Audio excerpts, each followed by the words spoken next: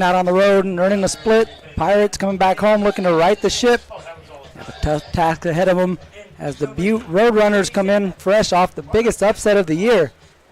Looking to show everyone that they're for real. It's the Pirates and the Roadrunners. We'll have it for you next on NorCal Sports TV.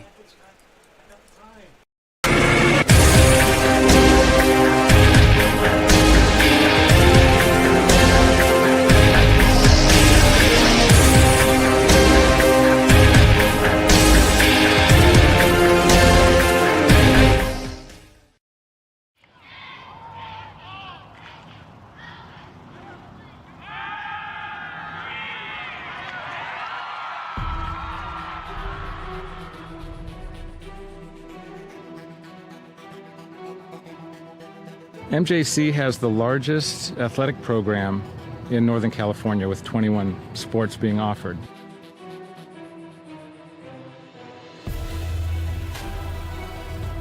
I first came to MJC, Coach Stivers came to my house with Coach Peterson, and they kind of convinced me. Then the next day they put me out in Modesto B saying that Danny Velasquez commits to MJC.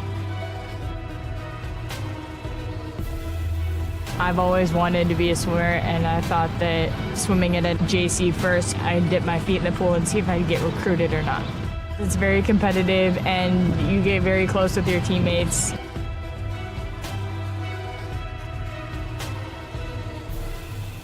I've had athletes get their master's degrees, become doctors, chiropractors, lawyers, city council members. I think the best part of my job is getting phone calls from different types of employers that want to find out about some of the athletes that I've had in the past.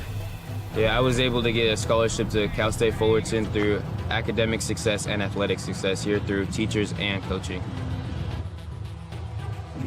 It's like a family. I mean, we're always looking out for each other and always making sure, hey, what can I do for you? I got a student that needs this. Hey, I got somebody that needs this class, or I have this class open. What can we do for your athletes? I've seen MJC make a difference in the life of student athletes with the priority registration.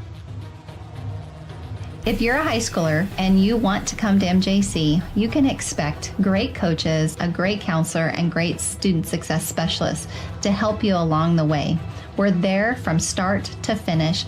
Even when you go to transfer, we even assist you after transfer. The philosophy of our program is we're a student transfer program, so our job is to get the students in and get them out. We want the parents to know exactly what's going on and what we're trying to do from an academic to an athletic standpoint. We always end up winning, we always being productive, we're always at the end. And the results of MJC and all the athletics are second to none. From what we start with to what we end with are not the same students. They come here and they get faster, or they get stronger, or they're a better player or a better teammate or whatever it is. They all succeed. Always had dreams about playing college ball, and ending senior year without any offers to play big D1 ball, kind of heartbreaker. But I ended up grinding it out, hit the gym, made it happen, went to MJC, and got it done. I am signing with the Colorado University, go Buffaloes, got a full ride scholarship.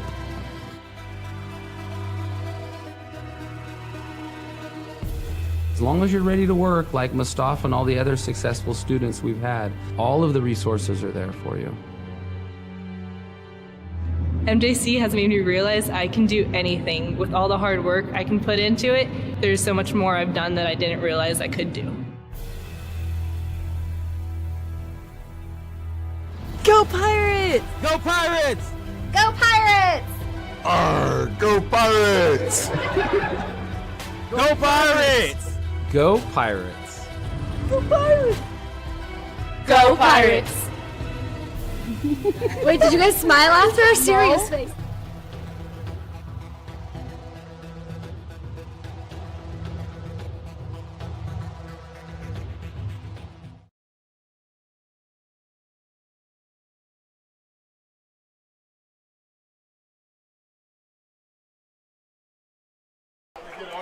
Good evening, ladies and gentlemen. Welcome to Pirate Football on NorCal Sports TV. I'm Mario Ramos along with Alex Tasker. We are set to get ready to watch kickoff between MJC and Butte. Big-time matchup, big-time game that's important for both these teams.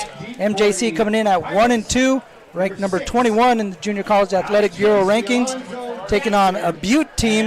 It's 2-1, coming off one of the biggest upsets of the season, defeating City College of San Francisco and ending their 16-game winning streak. Pirates need this win. Butte looking to show that last week wasn't a fluke. Should be a good ball game, Alex. Absolutely. Butte rolling after that upset last week, 35-14 over San Francisco City College. And it's going to start with the quarterback, Tanner Hughes. You know, a little-known quarterback in the NFL by the name of Aaron Rodgers went to Butte College. And this is a quarterback factory. We were watching them in pregame. Let's get her going. There's Dante Jackson kicking off deep to DeJesus. Now it's going to go out of bounds in the end zone. It'll be a touchback for the MJC Pirates. Modesto coming in off the loss last week, 35-14 to San Mateo. Similar scoreline to the Butte-San Francisco game. Going to see a new quarterback out there today. No Luke Weaver. It's going to be Cruz Marinez. He's a local boy from Modesto. We'll see how he gets on early in this one. Quarterback out of Grigori High School in the shotgun. Underway, 1st and 10 from the 25-yard line. And knocked back is Aiden Taylor. Looks like it's going to be a loss of about a yard. Make it 2nd down and 11 for the Pirates. Yeah, Taylor was the #1 running back last week for these Pirates, and he had over 100 yards. So I think he's going to definitely want to get that going again, only on 12 touches. Nothing to speak of on the first one. 2nd and 11. Marinas keeps it on the option. Tries to run it back up the middle, takes it to the original line of scrimmage. We're back at the 25 for a 3rd and 10. So back to the original line of scrimmage. Good attempt, but just a lot of penetration up front by the front 7 of Butte College. Roadrunners getting in there. Daniel Snipes was the one who made the stop. 3-by-1 receiver set on 3rd and long. Marinas in the gun, obvious passing situation. Instead, he's going to be a quarterback draw. A lot of space, but he lost his footing. Had the first down, but slipped 2 yards short. Oh, that's just brutal for Marinas. He had first down yardage, like you said, and you'll see it on the replay here. Good protection, just lost his footing at about the 30-yard line. Fell forward. I know he's untouched. I know you got to stop it where he initiates the slide, so to speak, but give him the first down. He rolled into it. Here comes the specialist for the first time. Punting situation here for the Pirates. Nathan Valdez gets it away. That one rolls. Takes a nice Pirate bounce. Ends up bouncing out of bounds at the 25-yard line. Pirates thought it was still in bounds. They wanted a few extra yards. But Butte's going to come out and take over at the 25. Yeah, took a nice Pirate bounce there. Good punt again by Valdez. He's had a great year. And here's the first time we're going to see this Roadrunner offense putting up 35 on a very good team last week in San Francisco. As I pull the stats up here in front of me, they only did that on 11 first downs last week. It's incredible.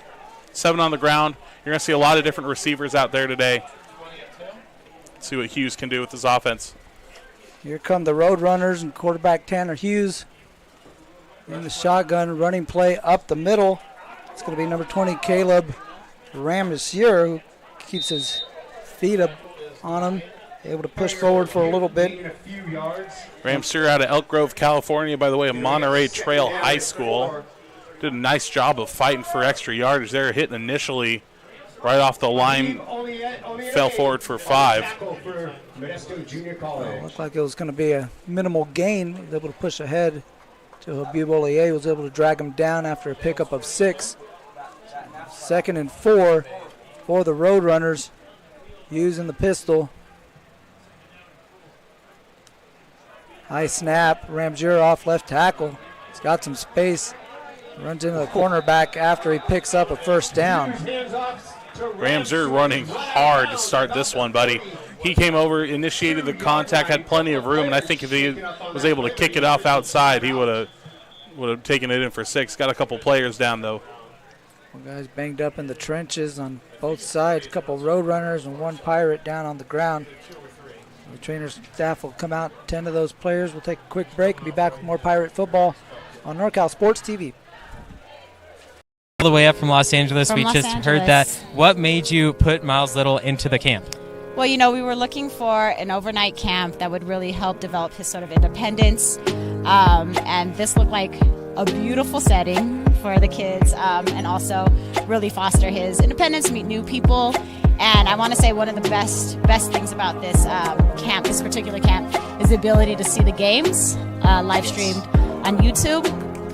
It allows you to not be at camp, but also still participate in that particular part of camp. And so I thought that was really amazing. The announcers were great. The angles, the instant replay, it really made the kids feel special.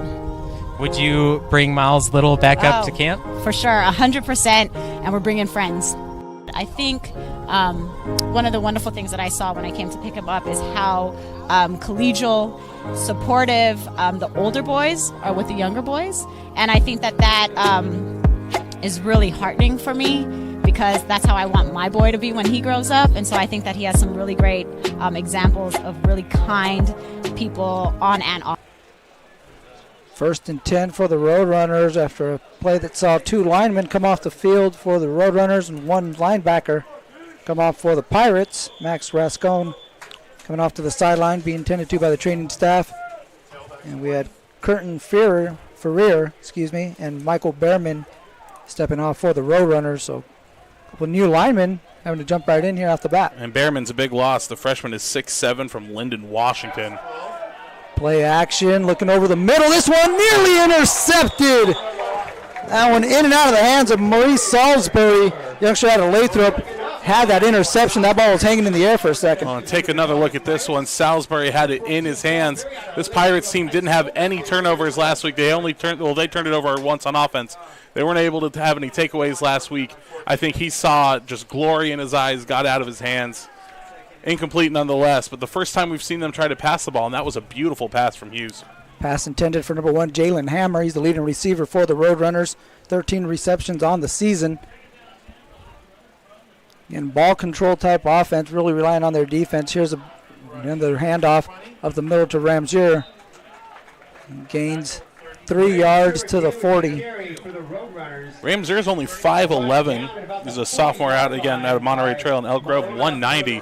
He does not run like he's 5'11". He runs hard, not afraid of the contact. And now 3rd down and about 7. It's an obvious passing down. Ramzier, the leading rusher, had 172 yards coming into the ball game. Also leading the team in attempts with 30. So a guy that the coaching staff is starting to rely on for the Butte College Roadrunners. Here's Hughes at the 40, 3rd down. Pirates coming after him. Good pressure. Showing pressure. He's able to step out of it, trying to elude it, but he can't avoid that tackle out on the wing. And number 77, get that Poulet for the Pirates. We'll see. We'll get the number on that one for you. Yeah, it's Habib Olaye out of Lathrop. This versatile linebacker they got, and it's nice. They'll count it as a sack. It was behind the line of scrimmage. And a good stop on not quite a 3-and-out, but a good stop for this Pirates defense. I apologize. It's number 17. Thought it was 77 there from a distance. That's Habib Olaye again making the tackle on 3rd down for no gain. So Hughes avoids the sack, but still have to punt. Well, the Roadrunners, as fair catch called for at around the 12-yard line by DeJesus. They'll mark it at about the 12.5. All right, so we've seen one drive from each of these teams. Not much was able to be seen from this Pirates offense. Now you're going to think, let's get a 1st down, get a little momentum. Got a new quarterback in there after Weaver went down last week. Got to get a little confidence in him if you want to be competitive today. 4 receivers in this formation for the Pirates. Martinez, handoff up the middle. Taylor able to slip through a gap, pick up about 5 yards, maybe 4 on that carry. Gabe Foster in on the tackle, the Gardnerville, Nevada resident. And just a swarming defensive You see them throw the middle linebacker in to seal up that hole and forces the run to the outside by Taylor. Nice chunky yardage on first down. There's second down to Jesus on a jet sweep. This is the guy nice. the Pirates want to get the ball in their hands of this playmaker right here, and that is why. See him come off the edge, pick up the first down, carry up to the 35-yard line, and the Pirates are on the move. And don't overlook Tyler McMahon here right on the edge. Look at him seal the edge and let the Jesus just run away for the first down. Trying to move quick. Here comes that NASCAR offense from Stivers. Quarterback keeps it up the middle to the 41-yard line. Maybe about the 42 after they mark it. Cruz Marinas picks up 6 yards, make it 2nd and 4. And a nice couple plays, nice little stretch here from the Pirates offense. Gaining a nice couple chunk yards, 4 yards, 5 yards. The big run, obviously, from DeJesus on the sweep. Now they're starting to matriculate down the field. Let's see what they can do. Second down. Again on the jet sweep. Ball is out. And Marinas did well just to jump on top of that, save possession. It's going to be a loss of 6 yards. Make it 3rd and 10. And right as I say anything, the broadcaster curse bites. Marines with a nice job to hop on it. It looks like there was a little bit of an exchange problem with the Jesus. But good effort diving for it, laying out. Let's see what they can. Obvious passing down. We'll see what they choose to do with their first passing opportunity of the night. Under 9 minutes in the opening quarter. Pirates again in a 3rd and long situation. Marinas looks over and gets the play call from Coach Stivers. And we got a timeout taken prior to, or actually it's going to be a delayed game. So didn't get it off in time. And the flag comes out. It's going to be a delayed game penalty on the Pirates. Back them up, make it 3rd and 15 from the 30-yard line. Yeah, you hate to see that so early after a great stretch of offensive play. Referee saw his flag down on the field. Now they finally pick it up. Marinas trying to avoid the tackle and drops his knee. And there's another sack for the state's leading sack master right now, Elijah Neal. 10 sacks now, so put him in double digits. We're going to call his name a lot tonight. Look at him come off the edge there. And it wasn't the prettiest sack in the world. Marines did fall down to his knee, but, hey, they count all the same in the stat sheet. He's running off the field, slapping high fives, getting credit for that one. We're going to have a punt for the Pirates again. Valdez skies this one. It's going to be returned by Zach Valcarcel, or actually fair caught by Zach Valcarcel. So we saw a little bit there from the Pirate offense. Nice, they're able to gain some yards. The unforced errors is what caused that drive to stall out. We know the defense can get a stop. We'll see what Butte does this time if the Roadrunners switch anything up. Second drive for Butte. Won the coin toss. They deferred, so they will get the ball to start the second half. Pirates have to choose which direction they wanted to head on this warm evening here in Modesto. 5 o'clock, and it's currently 92 degrees. As Hughes, shotgun, looks out to the outside. That one caught by Logan Blair. Quick tackle out on the perimeter by Cam Snow, linebacker out of Oakdale. Big target there in Logan Blair. Nice little baby hook there along the outside. Easy completion. Gets the first connection of the night for Hughes. 5-yard gain. That's exactly what you like for a coach on first down. Keep the chains moving. Stay ahead of the yardage marker. Put yourself in a positive play situation. That's where Butte is right now. A couple tight ends in this formation. One in motion. Hand off to Ramseur, off to the left side. Pushing to the 40-yard line. It's going to be a little bit short of the first down. We'll bring up 3rd and short. Just short, but good job there by the front four from Modesto to stop him just a bit short. Let's see what head coach Roddy Stelling chooses to do. This could be key play action territory, close to midfield. 3rd and less than a yard. Butte comes out in a heavy set formation. Extra lineman in on this one. And it's going to be a quarterback sneak as Hughes is going to push up the middle, and this pile is moving all the way to the 46-yard line. Gained more yards than their last rushing attempt. Nice little QB sneak from Hughes. And watch just push. Finally taken down. Yeah, PA announcer announced that as a scrum moving forward. The 41, that was, or 46, excuse me. That's a very accurate description, yes. Absolutely. Although there's no rooks in tackle football, unfortunately. So for those that are big rugby fans, yes, I hear your laughter from here. So fresh set of downs for the Roadrunners at the 46. Here's a pitch off the left side. Ramseur trying to cut it back, and he gets hit at the 50-yard line. Good tackle on the play by Peyton Bradford, another linebacker out of Oakdale. That's what they do out there in Oakdale. Yeah, Oakdale is the linebacker factory, at least for these Pirates. A good initial contact to slow them up and only let Ramseur gain 4 on the play. 2nd and 6 at midfield. Just under 5.5 minutes left in the opening period. Hughes fakes the handoff, now rolls to his right. He's going to rush forward and pick up the first down and take a big hit at the 40-yard line. Fall forward at the 41. A late flag comes out as Hughes is going to head off the field with his helmet in hand. And the coaching staff is waving him back on there, but he's going to have to step off for at least a play. And when your lid falls off, you got to take the play off away for the call. But Hughes, man, look at this. 6'5" sophomore, 235 out of Chico. What other quarterback wears 12 was from Chico and played at Butte?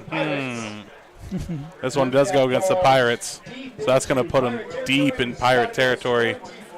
Face mask is the penalty call on the tackle, and that's why Hughes came out of the pile without his helmet. He's actually going to stay in the ball game. He just went off to the coaching staff to get the play call.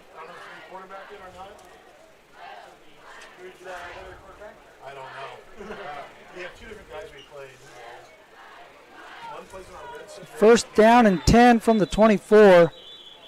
Roadrunners into Pirate territory.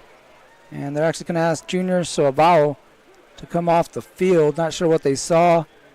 He's got maybe blood on his uniform or if he's bleeding. Cut open a little bit.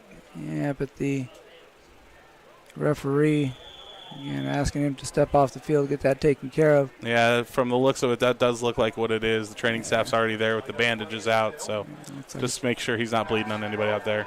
Play action over the middle. Hammer hit at the 1-yard line. It'll be 1st and goal, Roadrunners. Jalen Hammer out of Clackamas, Oregon. What a reception here. Took a big hit there right at the 1. Nice job hanging on to this one. Taking a look. Bow. Trey Moreland with the big hit. Youngster out of Manteca, 5'10", 180-pound defensive back. Looked like a freight train over the middle right there. Looked like Steve Atwater. Kind of age myself there. A little bit. Not gonna lie. I got it. Student of the game. Thank you, sir. Here's Hughes at the 1-yard line in the shotgun with the heavy formation. Going to give it to Ramseur, left side. Going to push forward and fall into the end zone. Touchdown, Roadrunners. And Ramseur is going to make him cash on this one. We'll be able to see him kick it to the outside with ease, and he's gaining about 4 or 5 yards to carry. And that one's about as easy as they're going to come today. First one for him. He didn't score last week against San Francisco, so I bet he feels good getting back on the board here. So the 23-yard pass from Hughes to Hammer sets up the 1-yard touchdown run from Ramseur, and the Roadrunners get on the board first. They're up 6-0 with the extra point coming. Here's Dante Jackson, and that kick is good. It is good. So Roadrunners take the early lead. They're up 7-0 in the first quarter. Pirates get the ball back, try to answer. You're watching Pirate Football on NorCal Sports TV.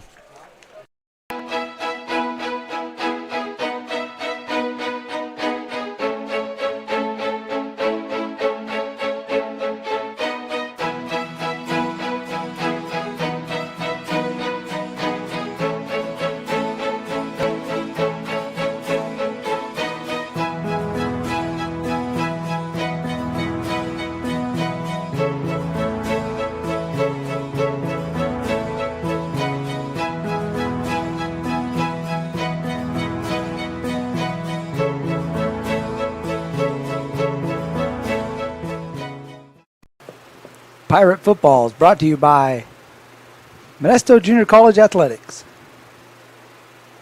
American Asphalt. Dante Johnson set to kick this one off for the Butte College Roadrunners, who lead 7-0. DeJesus can let this one sail over his head and out of the end zone. Nice kick by Dante Jackson.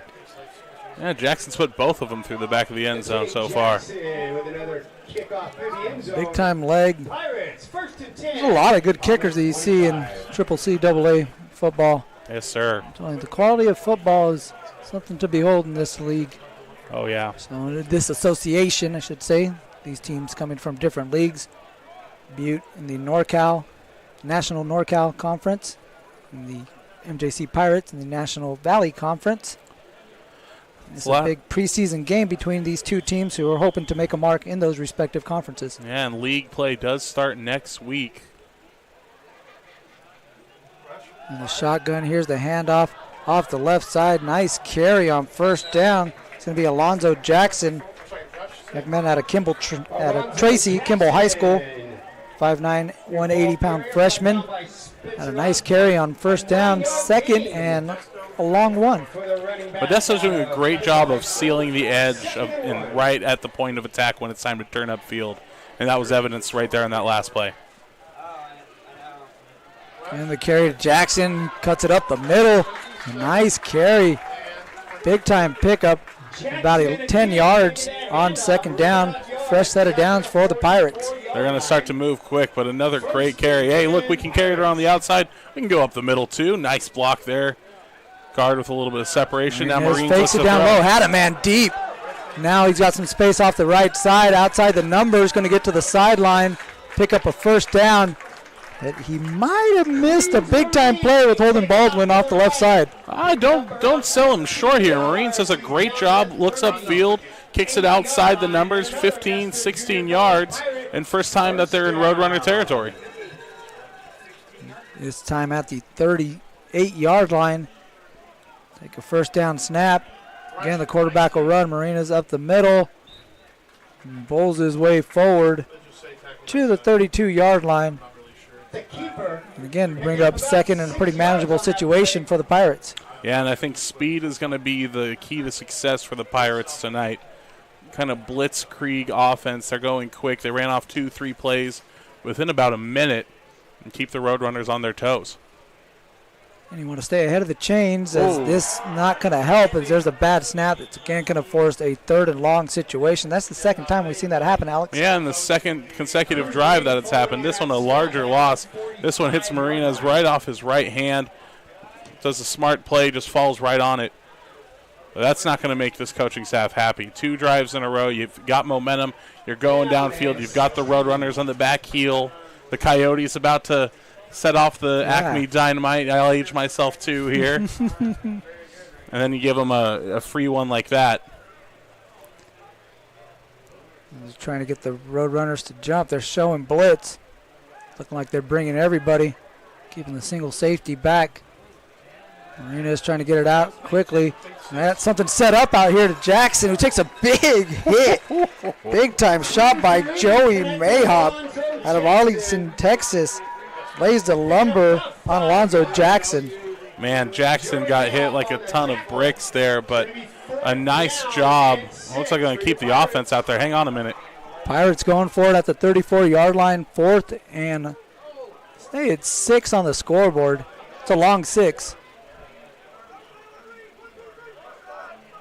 Here's Marinas, fakes it one way, now trying to screen the other way, and a whole lot of pressure, able to sidearm it to DeJesus, who's wrapped up for a loss by Zach Valcarcel. Interesting call to go for it on 4th down there. I know they were trying to get the Roadrunners to hop offside, maybe catch them off guard a little bit, but they were game, and that's going to turn the ball over on downs. So 2 punts and a turnover on downs with the first 3 possessions for the Pirates, and it's going to give the Roadrunners the ball back with 127, up 7 here in the first quarter. You just saw that big hit that happened again to Alonzo Jackson. Yeah, $1:27 left in this game, or excuse me, in this quarter. And we'll see if the Roadrunners are able to do anything on offense. They had a nice, consistent drive downfield. Obviously, the big reception down at the 1, sets him up to punch it in easily. Hughes has looked comfortable so far, at least on that last drive. See if that rolls over. Definite passing situation. He's in an empty formation here. 5 receivers in this set, empty backfield. And a delay of game coming off the turnover on downs. It's kind of an unforced error for the Roadrunners. Or a gift to the Pirates faithful here. So now you put him at the what would have been the line of scrimmage on that 4th down play. I think the 34-yard line's where they're going to officially mark it. And different formation now for the Roadrunners. Stacked receivers at the top of your screen now. One comes in motion. They fake the handoff to him, give it to Ramseur. Oh, I'm sorry, that's another running back. It's number 22, Jeremy Stubbs. Stubbs, another ball carrier, has been kind of sharing the load out there with the other ball carrier, Caleb Ramseur. Jeremy Stubbs, a long way from home, from Johnston, Rhode Island, Johnston High School. A freshman product gets his first carry of the afternoon, and does a nice job, gets it 7 yards.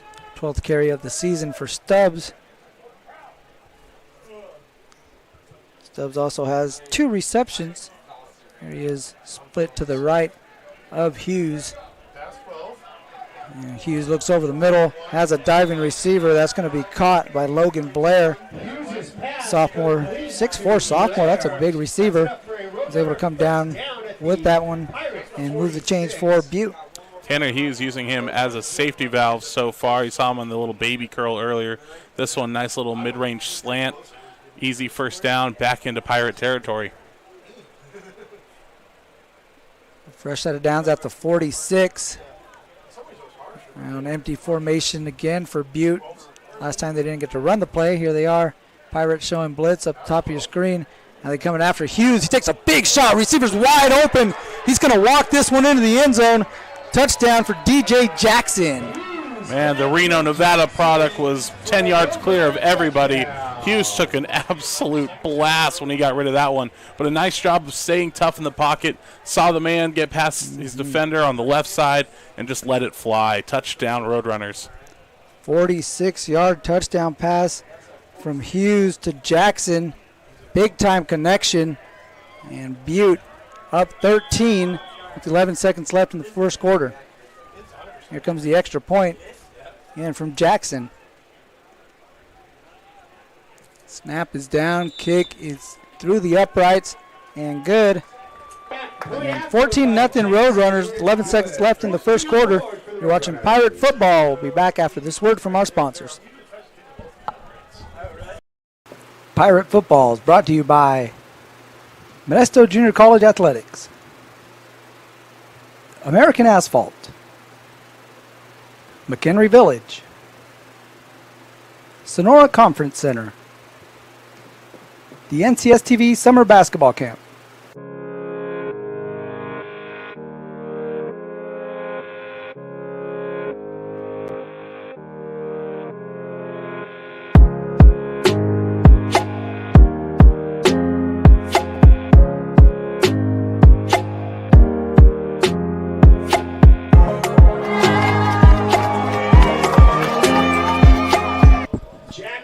Dante Jackson putting this one in the air. And Jesus can let this one bounce in and out of the end zone. And it'll be 1st and 10 at the 25-yard line for MJC, who has failed to move the ball fairly deep into Butte territory. And every time they have gotten into Butte territory, they kind of shot themselves in the foot and made a 3rd and long situation. Yeah, if they're able to limit that, there's a decent offensive chance for them. They're running the ball very well here along the outside, and Marines has looked decent running it as well. It looks like we've got a new quarterback in right now for the Pirates. And that's number 12, so I believe Weaver's back in the game. Keith Arona, number 12. He's out of Enoch, 6'5", 215-pound freshman.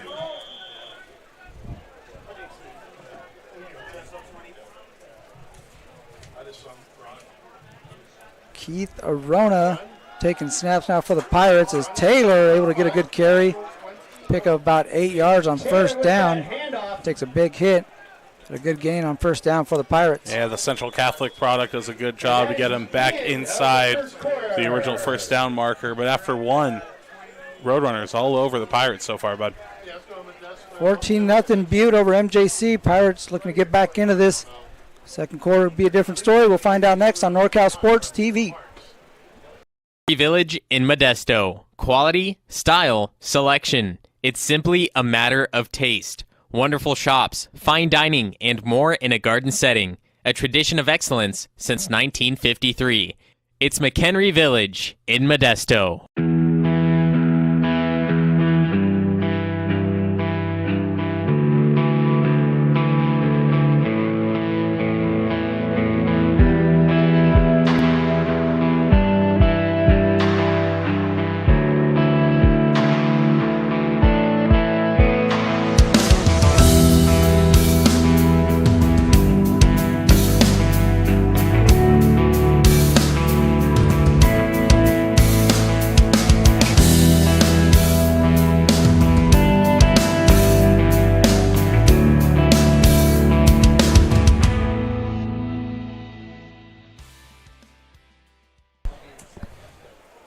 Start of the second quarter, Pirates in the gun.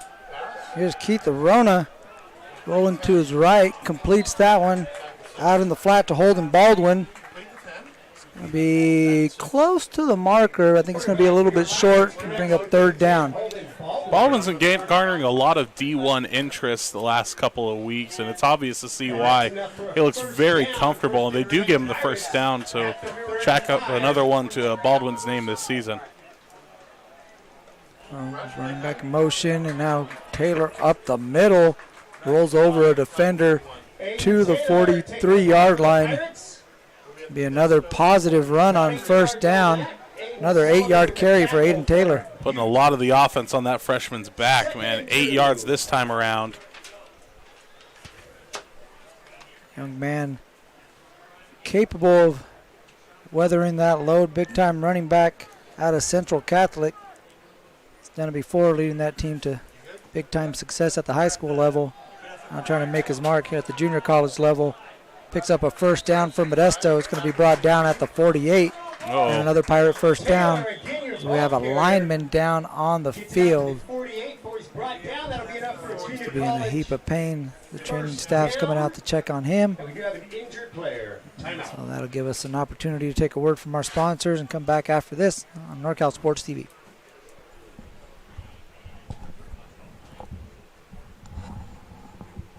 The way up from Los Angeles. From we Los just Angeles. heard that. What made you put Miles Little into the camp? Well, you know, we were looking for an overnight camp that would really help develop his sort of independence. And this looked like a beautiful setting for the kids, and also really foster his independence, meet new people. And I want to say one of the best things about this camp, this particular camp, is the ability to see the games live streamed on YouTube. It allows you to not be at camp, but also still participate in that particular part of camp. And so I thought that was really amazing. The announcers were great. The angles, the instant replay, it really made the kids feel special. Would you bring Miles Little back up to camp? For sure, 100%, and we're bringing friends. I think one of the wonderful things that I saw when I came to pick him up is how collegiate. First and 10 at the 48. There's a jet sweep to DeJesus, who is tripped up. Close to the original line of scrimmage. It's going to be second down and 10. Yeah, kind of the two-headed monster for Modesto today as far as running the ball, Taylor and DeJesus. Last time we were with you on NorCal Sports for Pirate Football was in Santa Rosa. DeJesus was definitely the guy that night. Roadrunners showing blitz up the middle. Pirates getting the play call. Fake the handoff. Try to get it out to Baldwin in the flat, and that one broken up. Good play by Daniel Chavez, the outside linebacker out of Chico. He read that one like a book. Yeah, he did. Good job getting the big paw in there to knock that one down. They were looking for that safety valve to the outside, like you said, to Baldwin. Wouldn't be surprised to see them run a draw play here with a little extra yardage, expecting a pass play. 3-by-1 receiver set in this formation. It's the Pirates. Again, looking over to Coach Stivers and yanks on his polo, indicating the play call. Now Rona take a shot, looks over the middle, and there's that guy again, Elijah O'Neal, putting pressure on the passer. Yeah, they were looking for DeJesus coming across the flat. He had plenty of room to run if he was able to connect. Just a little bit too much pressure from Butte up the middle and forced a quick pass opportunity and falls incomplete. Here comes the punt team once again. Val Carcel back to return. As Valdez kick, low snap. And this one to the near sideline. And bounce inside the 10 and into the end zone for a touchback. So the Roadrunners will take over at the 20-yard line, up 14-0. And this is a dangerous spot for the Pirates. This defense is going to have to remain stout and keep this offense in the game until they can find their footing. Absolutely, and you would have hoped they found their footing a little bit earlier. But I think Butte is just doing such a good job on defense, forcing one play to be negative. Like right there, it was the second down play that they needed to get some sort of yardage on, and that's what set up the third and long, kind of a force, a little bit of a rush from the offense. A team that is hurting this year now with a little bit of injury. Starting to see them get dinged up a little bit here tonight as well. This is a big spot for the Pirates on defense. If they can force a turnover or force them to kick it back to them deep in their own territory, it would be big. Hughes fakes the handoff, steps up. He's got a lot of space. He's going to use some of that. Now he's dragged down. Tackle made by Jaden Jackson. Not after Hughes picks up about 6-7 yard line, or 6 or 7 yards on that carry, excuse me. Yeah, Hughes was looking to heave it downfield up until the very last moment when he turned, tucked it, and fell forwards for 7. He's waiting for the play to develop, but good job from the Modesto secondary to keep those receivers locked down. 2nd and 3 for the Roadrunners. Come out with one receiver originally. Ooh, interesting. Now they got a bunch receiver up the top. And here's Ramseur off the pitch, trying to cut it back. And there's again Jaden Jackson able to trip him up. Back-to-back tackles for the linebacker out of Turlock. Yeah, forces that third and very short. Ramseur back in the game after taking the last drive off. Jaden Jackson, 2 big tackles in a row. Local boy out of Turlock. You got some fans in attendance. I heard that. You can always tell where the family section is. Yeah, short to the left. I could hear him standing up and cheering this time. Big play here for the defense, trying to make a stop. Got a lot of room here closest to the camera. Receiver gave him 10 yards. They go rush. There's Ramseur coming close to the camera. Off left tackle. Able to pick up 3, and that's going to be good enough for a Roadrunner first down. First quarter, the Roadrunners were able to put up 136 total yards of offense on 15 plays. Modesto actually ran 16, but they were only able to accumulate 70. They're just more effective on third down so far. I think is going to be the difference, how these teams can get going on third down and keep drives alive. So far, Butte doing a better job. There's a new quarterback, that's Rajier Sayer, into the game, and he's going to run that one up the middle. Quarterback out of Ashland, Oregon. Keeps that one up the middle.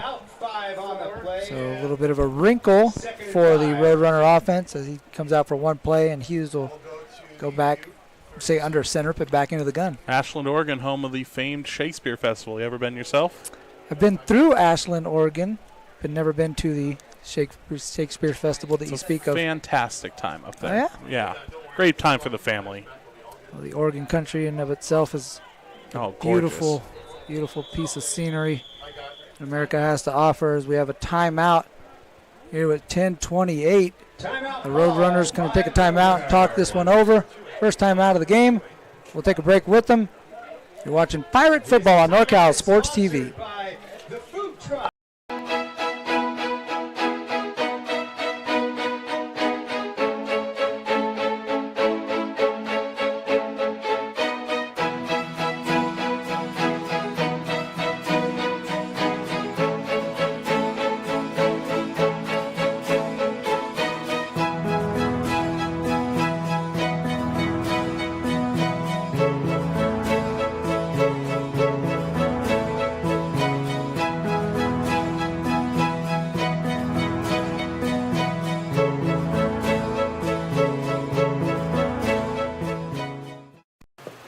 Pirate Football is brought to you by Modesto Junior College Athletics, American Asphalt, McHenry Village, Sonora Conference Center, the NCS. Along with Alex Tasker, I am Mario Ramos. We're watching MJC Pirate Football on NorCal Sports TV. 2nd down and 5 for the Butte Roadrunners. Come into this game ranked number 8 in the state, fresh off defeating City College of San Francisco, who was the previous number 1 team in the state, had a 16-game winning streak. These Roadrunners knocked them off. They get it out to Troy Davis. Pass complete to Davis, just ahead of the first down marker. It's going to be another first down for Butte. Troy Davis also a long way from home, from Miami, Florida, out of Coral Gables High School. Butte does a great job of recruiting talent, like we mentioned a little bit earlier in the pregame. It's definitely a quarterback factory. You've seen, obviously, the big name Aaron Rodgers still playing in the NFL. Sir. Man, Larry Allen. Yeah, I was just about to go Larry Allen. I know you're a Cowboys fan. I got love for my big boy Larry. Yeah, he was a monster. Yeah, he was. Here's Ramseur up the middle. Nice play by number 41 by the Pirates. That's Isura Seuga. 41, Sarah Segua with the tackle. Sarah Segua, excuse me. Defensive lineman out of Johansson. The Vikings. Out there in East Modesto. A lineman out here making a play on that one. Nice tackle. Always feels good when you're a lineman, too, if you're able to be the solo tackle.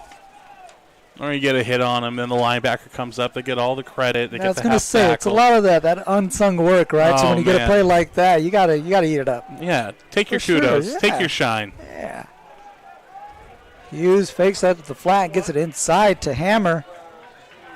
Nice little nifty screen set up there by the Roadrunners. Minimal gain. It's going to bring up 3rd and about 4. Maybe a 3rd and a long 3 for Butte. That was an interesting play action pass here. If we look at it one more time, he does a nice job. He looks like he did like a little pirouette almost. It looked like he was trying to make the defense look like he fumbled it or it went over his head. I don't think it developed just as quick as he'd hoped, but they still got that screenplay off and rushing up to the line, 13 on the play clock. 8:32 left in the quarter. Here's Hughes, puts Hammer in motion into the backfield. Now he's going to look to Ramseur. He wasn't ready for it. That one nearly was intercepted out on the wing. There, that was Habib Olale. And that playmaker, he has a knack for the ball. He seems to find him, and he seems to make a play. Just couldn't quite hang on to that one. Olaye is so versatile on that defense. He can. I've seen him rush. I've seen him almost come up with some interceptions. He seems to be the everyman kind of plug-in play anywhere. Yeah. But a good forced. Took a while, but they forced the stop. Dante Jackson, he handles all the kicking duties. He's here to punt for Butte. Oh, and a beauty. And what a punt. Pins this one inside the 5-yard line. The Roadrunners going to down at about the 3. And a tough task just made tougher for this Pirate offense, who hasn't quite found their footing. They need to get something going before this lead gets insurmountable. Yeah, well, this one's going to be tough, and it starts 1 yard at a time if you're a Pirate. Gain a yard, gain a couple. Get in there, get a first down, and then start to cook. It looks like Marinas is back in to the backfield. He's going to keep it up the middle and push it across the 10-yard line to the 11. So another good first down run for Modesto. The second down situation has been a little tricky in staying ahead of the chains. Another tackle by Gabe Foster. We've called his name a few times today, and he's playing a nice job right there, jam-packed in the middle for this Roadrunner defense.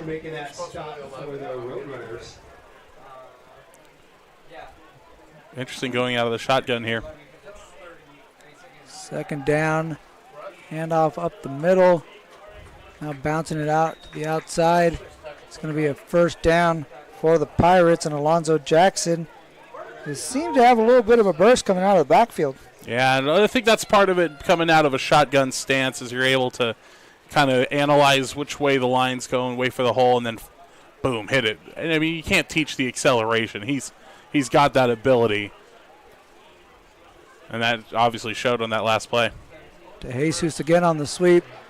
Trying to make him hurled the guy at the 25 and brought down. DeJesus again. You're just trying to get the ball in this kid's hands because things like that seem to happen pretty often when number 21 has it. Oh, Jacob putting a little bit of life in this Modesto sideline.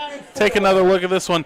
Oh, a Dalvin Cook out of Minnesota. Nice little play there. Hopping right over Cameron Carr on that one. Here's Marinas trying to make something happen. A lot of pressure in the backfield, able to pick up positive yards on that one. It's going to be very close to the marker. Yeah. And they are going to give it a first down and keep the chains moving. So if nothing else, the Pirates at least able to creep out of the shadows of their end zone. Absolutely. And 2 first downs now. Lemonade out of lemons from Marines there. The tackles are starting to swarm in and able to step up, find those 3 yards for first down.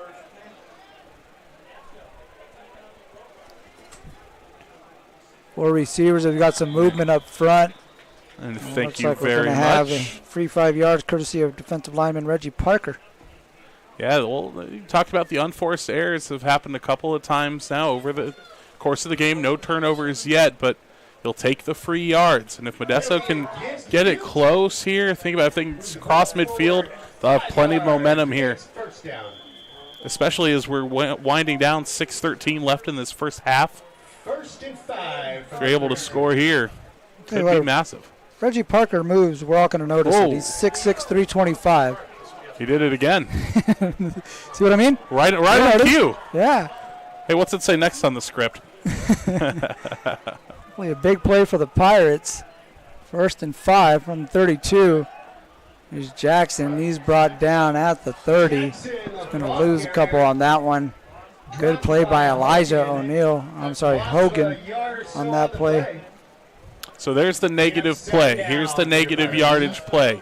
It came on first down this time. We already had the free 5 from the offside penalty. What can you do? They gave you the free 5. Now it's second down and about 6. They only lost the 1.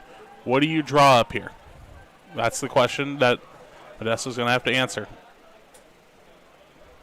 Back goes in motion. Again, a quarterback keeper. Marina's still struggling to keep his footing, and the official's going to roll him down. You have an official coming in from the back. It's the umpire who noticed that his knee was down. I'll give a shout out to referee Jerry Robinson and his crew. That was umpire Luis Salazar making that call. Head linesman Brad Warner, line judge Trent Jensen, side judge Ken Hurd, field judge Brandon Olson, and back judge Rick Carderas, the officiating crew today in CCAA football action from Modesto Junior College on NorCal Sports TV. Got to move quick. 5 on that play clock. And that play clock is going to run down, and we got a timeout called by Modesto. First timeout taken by the Pirates with 4:31 left in the first half. We'll take a break with them. We're watching MJC Pirate Football on NorCal Sports TV. We are still looking for our fan of the game, Abigail Anderson. Pirate Football is brought to you by Modesto Junior College Athletics, American Asphalt, McHenry Village,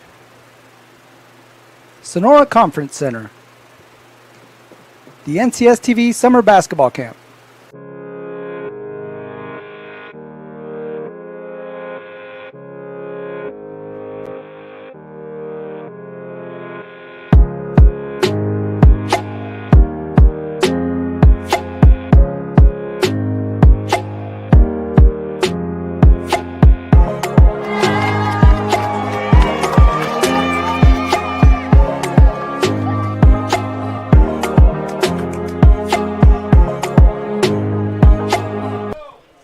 Back on the campus of MJC as there's a bobbled snap, and Marinas able to make something of it, trying to pick up the first down, and he's got it across the 40 to the 41-yard line. And another first down. This is the third one of the drive for MJC. Man, 2 negative plays in a row, and then Marines bobbled the snap out of the shotgun formation. Nice job to keep the drive moving. Plenty of yards on that scramble. And out of the gun, here's Jackson trying to get out of the edge. And not able to get there. He's brought down by Connor Hogan, linebacker out of DeMonte Ranch in Reno, making a play on that one. And DeMonte Ranch, shout out to them. They've been coming out to the Valley and playing a lot of local teams here in California. Yeah, they have. They got a great program, and Hogan is definitely evidence of that. You saw how quick he got to the ball carrier on that last play. And is again kind of barking out signals before he takes the play call from Coach Stivers. Now there's a reverse, trying to pitch it to DeJesus. He makes one man miss, but there's 3 other Roadrunners there who bring him down after a gain of 1. The Roadrunners saw it coming on that little double reverse. I like the play call there, trying to catch him off guard. The Roadrunners just did a nice job staying home, not doing too much ball chasing. 3rd and about 9 here. It's going to be a tall task to keep this drive going after a very, very good drive that started at their own 2-yard line. 3rd and 9 from the 42. Passing situation. And one thing for the voting in the Pirates' favor is number 9 is not on the field currently for the Roadrunners. As Marina steps up, hits DeJesus on the crossing pattern, gets to the corner, and picks up the first down. Tall task completed. 4th first down of the drive, and look how easy, little pitch and catch right here. Step up into the pocket, finds DeJesus, who does a great job sprinting along the numbers. So from 142 to the other 42, here go the Pirates. 4th first down, of this drive, as they fake the deep one, now get it underneath. That one. Jeremy Williams, part of the tackle there, and Gabe Foster as well. Plenty of time to throw, and Butte doing the prevent nothing defense there. It's going to be 2nd down and 2. Pass complete to Nico Mendoza, freshman receiver, to make the catch. Just about 2 minutes left in the half. 2nd and 2 from 34. Here's Aiden Taylor trying to get behind the lineman, and now he's still on the move. Now they're trying to push the pile forward, but they're going to mark forward progress down at the 33-yard line. That's going to be the 5th first down of this drive. And the Pirates hoping to cash this one in as the clock going to start rolling with 1:50 left once they set these chains. What a tenacious drive from the Pirates after starting on their own 2 and being basically outplayed on offense. What a huge drive for them. See if they can cash in. Taylor again up the middle. Big time run. Hit just across the 25-yard line at the 24, brought down by Aiden Sullivan. Sullivan from 29 Palms, California. 29 Palms High School. $1:15 left to play in the half. Still 2 timeouts for Stivers. Taking a lot of time on the clock, waiting for the play to come in. 2nd down and 7. Pirates do have 2 timeouts. Both teams with 2 timeouts. Taylor plows his way up to the first down marker. Looks like they're going to give him a first down at the 22. And that'll be another first down. MJC. Clock will stop with 1 minute until they set the chains, and the officials. Man, if you would have told me at the beginning of this drive, starting on the 2, they're able to work their way into the Roadrunner red zone. Man, what a drive. Nice runs, a couple timely passes, and Butte's going to take a timeout with the defense on their heels. 46 seconds left. Butte will take their 2nd timeout of the half. And we'll take a break. You're watching Pirate Football on NorCal Sports TV.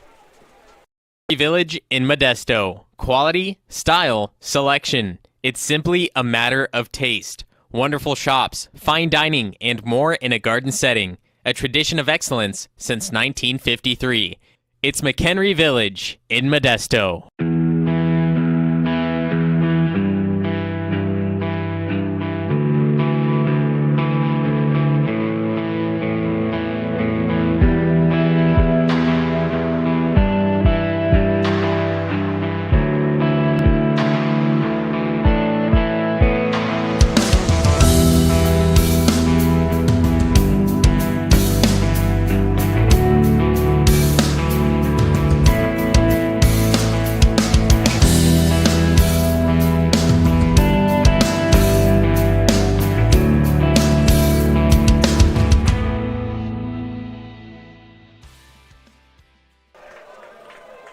Big drive for the Pirates as we wind down the half. 46 seconds left. MJC picking up 5 first downs. They want to cash it in with 6. Marine is under pressure, and he's going to be hit and dropped in the backfield. And we're going to have a sack. It should stop the clock. MJC will use their second timeout.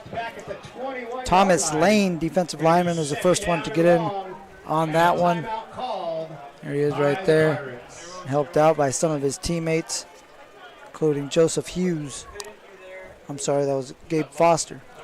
Just outside the red zone now and at the 21-yard line. 40 seconds left in this half. It's been a great drive for the Pirates. Excuse me. I think you're going to have at least 3 chances at the end zone here. I don't necessarily think you need to go to the air to do it. The way they've been running it, I could see a jet sweep maybe to DeJesus. Taylor's done a good job running the ball up the middle. Maybe see Alonzo Jackson in there. You don't have to risk it to the corner of the end zone, anything like that. You can get a first down. You still have another timeout to work with. Both teams have 1.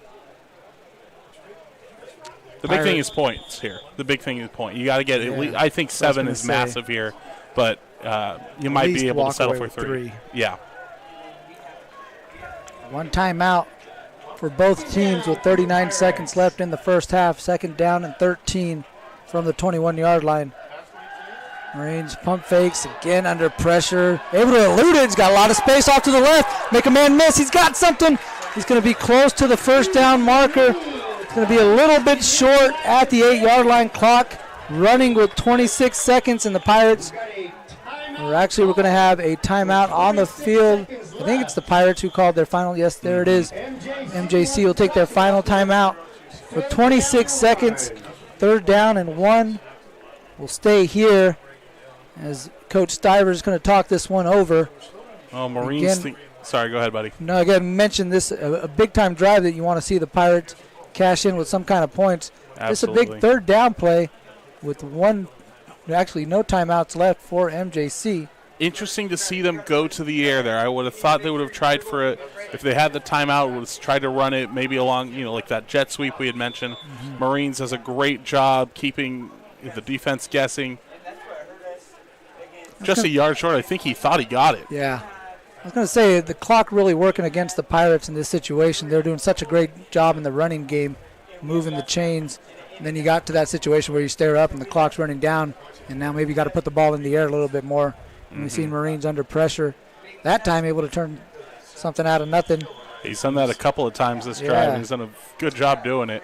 We've also seen the Roadrunners get him in the backfield for a couple of negative plays. So it's been hit or miss for the Pirates as Taylor's going to run up the middle. He's cut it. Touchdown, Pirates! Aiden Taylor with the big-time cut up the middle.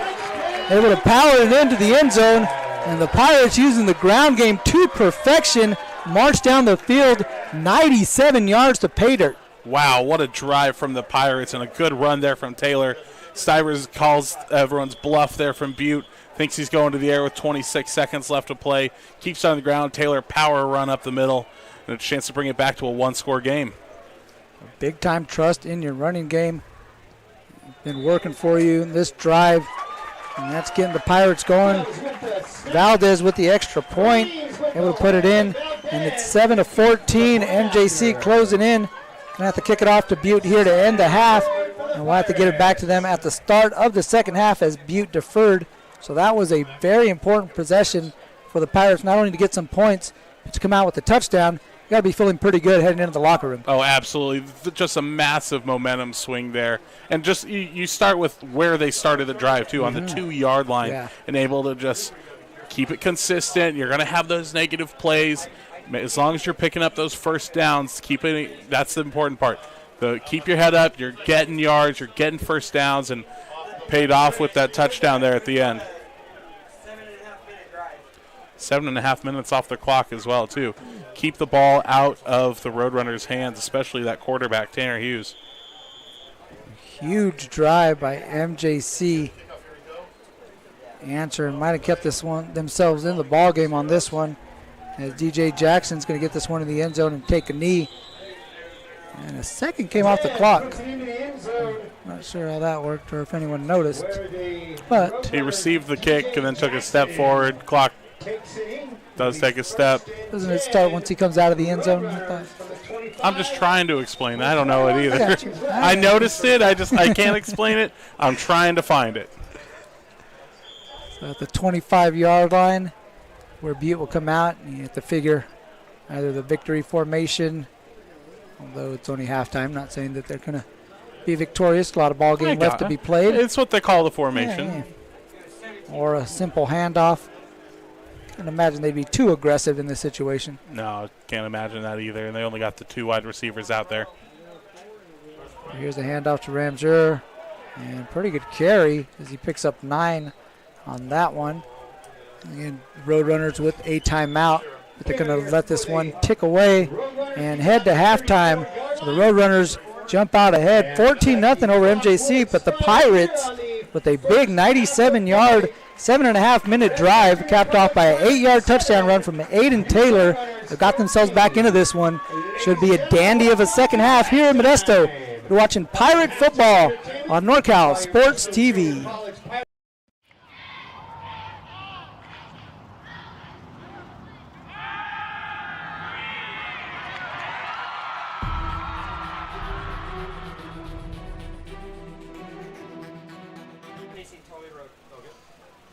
I'm going to go down too. As soon as I print, I'm going to print stack real quick.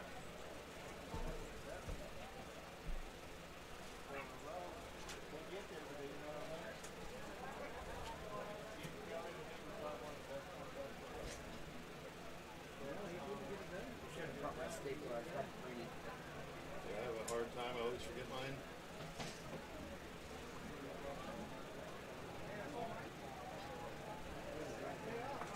That was a big touchdown.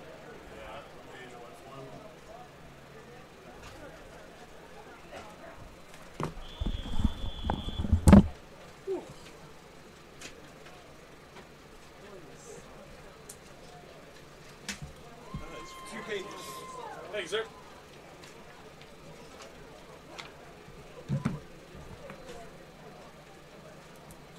That's it.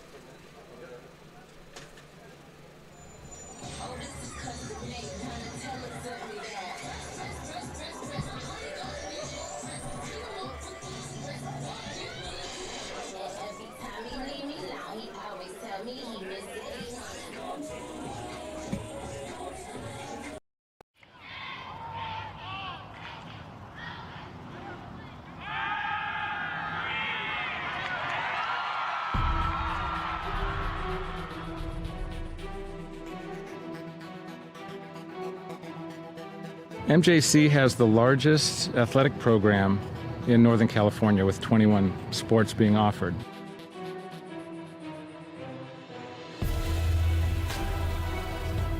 I first came to MJC, Coach Stivers came to my house with Coach Peterson, and they kind of convinced me. Then the next day they put me out in Modesto B saying that Danny Velasquez commits to MJC.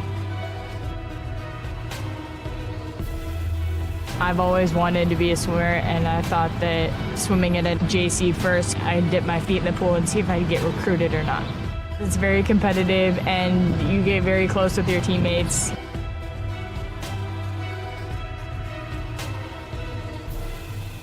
I've had athletes get their master's degrees, become doctors, chiropractors, lawyers, city council members. I think the best part of my job is getting phone calls from different types of employers that want to find out about some of the athletes that I've had in the past. Yeah, I was able to get a scholarship to Cal State Fullerton through academic success and athletic success here through teachers and coaching. It's like a family. I mean, we're always looking out for each other and always making sure, hey, what can I do for you? I got a student that needs this. Hey, I got somebody that needs this class, or I have this class open. What can we do for your athletes? I've seen MJC make a difference in the life of student athletes with the priority registration. If you're a high schooler and you want to come to MJC, you can expect great coaches, a great counselor, and great student success specialists to help you along the way. We're there from start to finish. Even when you go to transfer, we even assist you after transfer. The philosophy of our program is we're a student transfer program, so our job is to get the students in and get them out. We want the parents to know exactly what's going on and what we're trying to do from an academic to an athletic standpoint. We always end up winning. We always being productive. We're always at the end. And the results of MJC and all the athletics are second to none. From what we start with, what we end with are not the same students. They come here and they get faster, or they get stronger, or they're a better player or a better teammate or whatever it is. They all succeed. Always had dreams about playing college ball, and ending senior year without any offers to play big D1 ball, kind of heartbreaker. But I ended up grinding it out, hit the gym, made it happen, went to MJC, and got it done. I am signing with the Colorado University, go Buffaloes, got a full ride scholarship.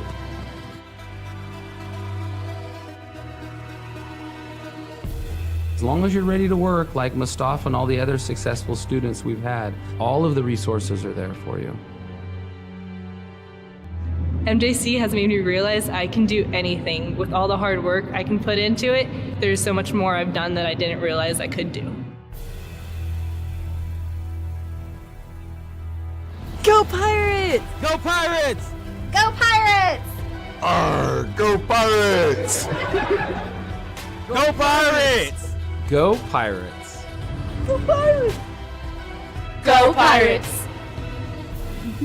Wait, did you guys smile after or serious face?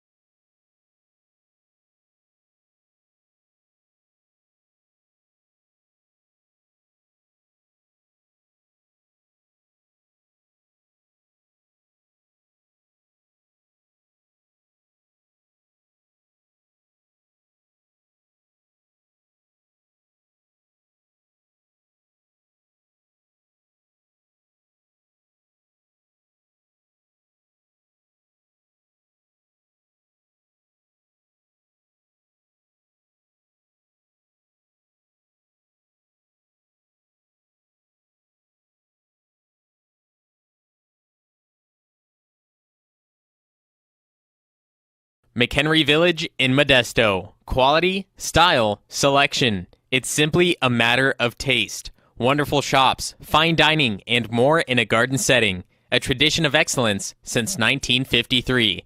It's McHenry Village in Modesto. Pirate Football is brought to you by Modesto Junior College Athletics, American Asphalt, McHenry Village, Sonora Conference Center, the NCS TV Summer Basketball Camp. You drove all the way up from Los Angeles. From We Los just Angeles. heard that. What made you put Miles Little into the camp? Well, you know, we were looking for an overnight camp that would really help develop his sort of independence.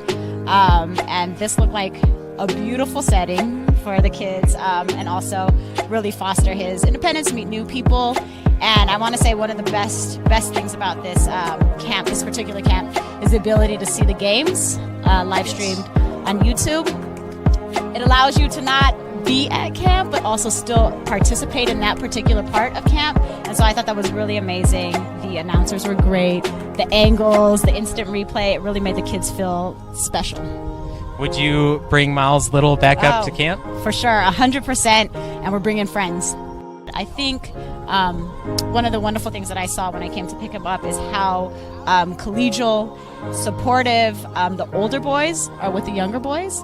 And I think that is really heartening for me, because that's how I want my boy to be when he grows up. And so I think that he has some really great examples of really kind people on and off the court here.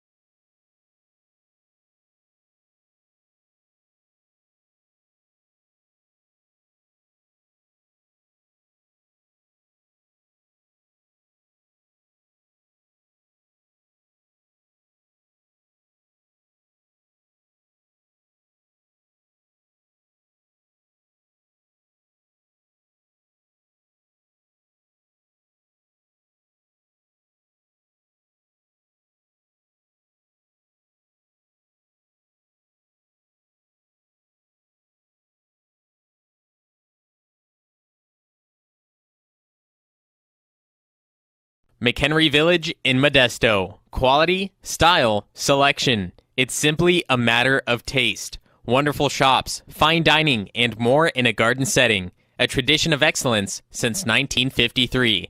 It's McHenry Village in Modesto. Pirate Football is brought to you by Modesto Junior College Athletics, American Asphalt, McHenry Village, Sonora Conference Center, the NCSTV Summer Basketball Camp. You drove all the way up from Los Angeles. We just heard that. What made you put Miles Little into the camp?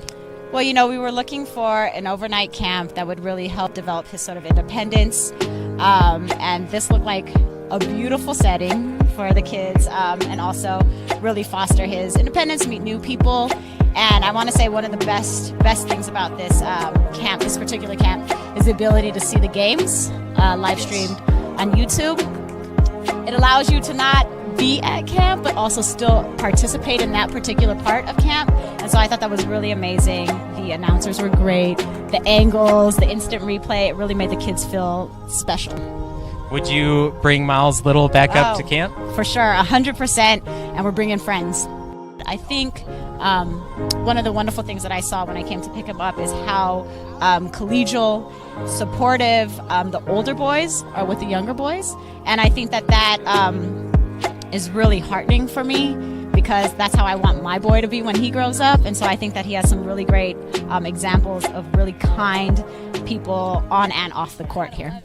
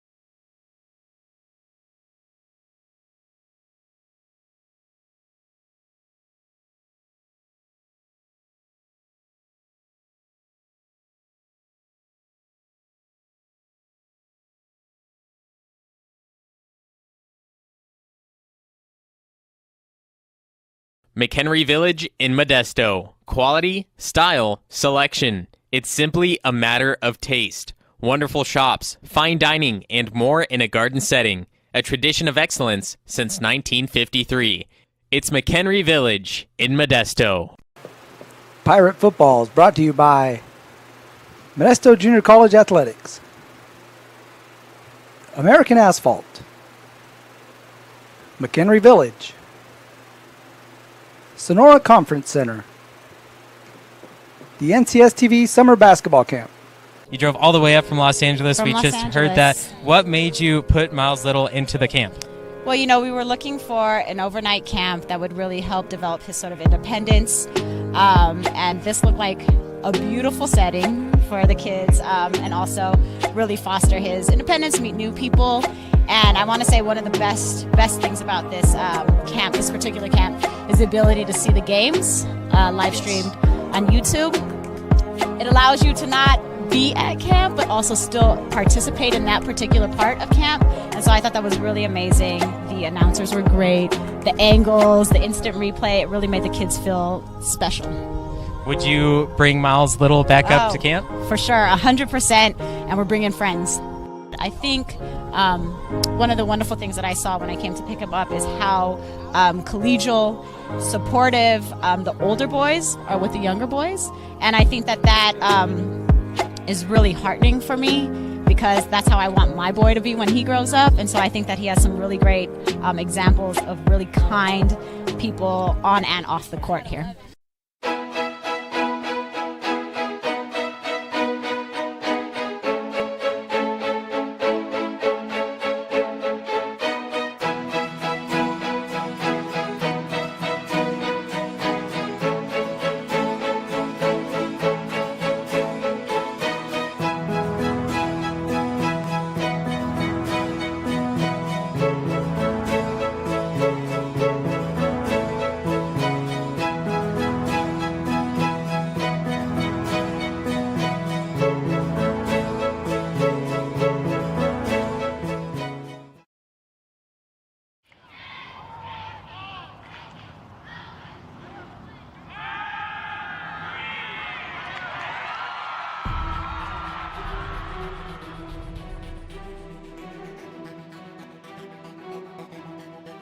MJC has the largest athletic program in Northern California, with 21 sports being offered.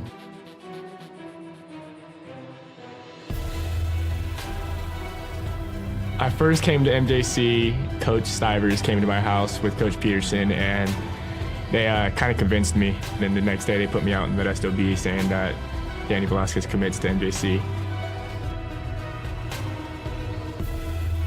I've always wanted to be a swimmer, and I thought that swimming at JC first, I'd dip my feet in the pool and see if I'd get recruited or not.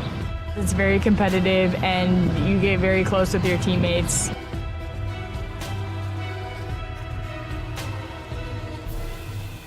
I've had athletes get their master's degrees, become doctors, chiropractors, lawyers, city council members. I think the best part of my job is getting phone calls from different types of employers that want to find out about some of the athletes that I've had in the past. Yeah, I was able to get a scholarship to Cal State Fullerton through academic success and athletic success here through teachers and coaching. It's like a family. I mean, we're always looking out for each other and always making sure, hey, what can I do for you? I got a student that needs this. Hey, I got somebody that needs this class, or I have this class open. What can we do for your athletes? I've seen MJC make a difference in the life of student athletes with the priority registration. If you're a high schooler and you want to come to MJC, you can expect great coaches, a great counselor, and great student success specialists to help you along the way. We're there from start to finish. Even when you go to transfer, we even assist you after transfer. The philosophy of our program is we're a student transfer program, so our job is to get the students in and get them out. We want the parents to know exactly what's going on and what we're trying to do from an academic to an athletic standpoint. We always end up winning. We always being productive. We're always at the end. And the results of MJC and all the athletics are second to none. From what we start with to what we end with are not the same students. They come here and they get faster, or they get stronger, or they're a better player or a better teammate, or whatever it is. They all succeed. I always had dreams about playing college ball, and ending senior year without any offers to play big D1 ball, kind of heartbreaker. But I ended up grinding it out, hit the gym, made it happen, went to MJC, and got it done. I am signing with the Colorado University, go Buffaloes, got a full ride scholarship.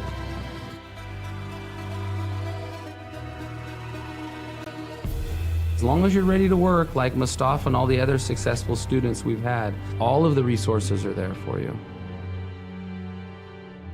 MJC has made me realize I can do anything. With all the hard work I can put into it, there's so much more I've done that I didn't realize I could do. Go Pirates! Go Pirates! Go Pirates! Arr, go Pirates! Go Pirates! Go Pirates! Go Pirates! Go Pirates! Wait, did you guys smile after a serious face?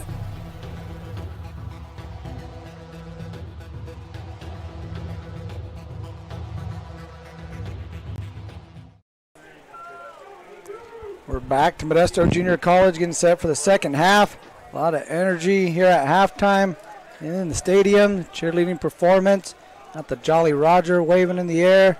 Playing the Pirates of the Caribbean theme music. Trying to do whatever they can to get these Roadrunners to walk the plank. Nice. Pirates. Thank you. Pirates going to kick this one off to Butte after they punched in a nice touchdown after a 7.5 minute, 97-yard drive.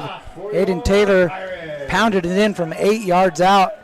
Got a little momentum going on the side of the MJC Pirates. Hoping to capitalize on this here in the second half. Was it the assistant you spoke to at the half that said it's amazing what happens when you don't shoot yourself in the foot? Yes, indeed. That was 2 out of the 4 drives that Modesto had, or 2 out of the 5, I believe. But 2 of them turning it, or almost turning it over, just backing them up. Second half underway. Let's see what they choose to do. Short kick taken by DJ Jackson. He's got a lot of space at the end. Gets out to the boundary, on the sideline, across the 50 into Pirate territory.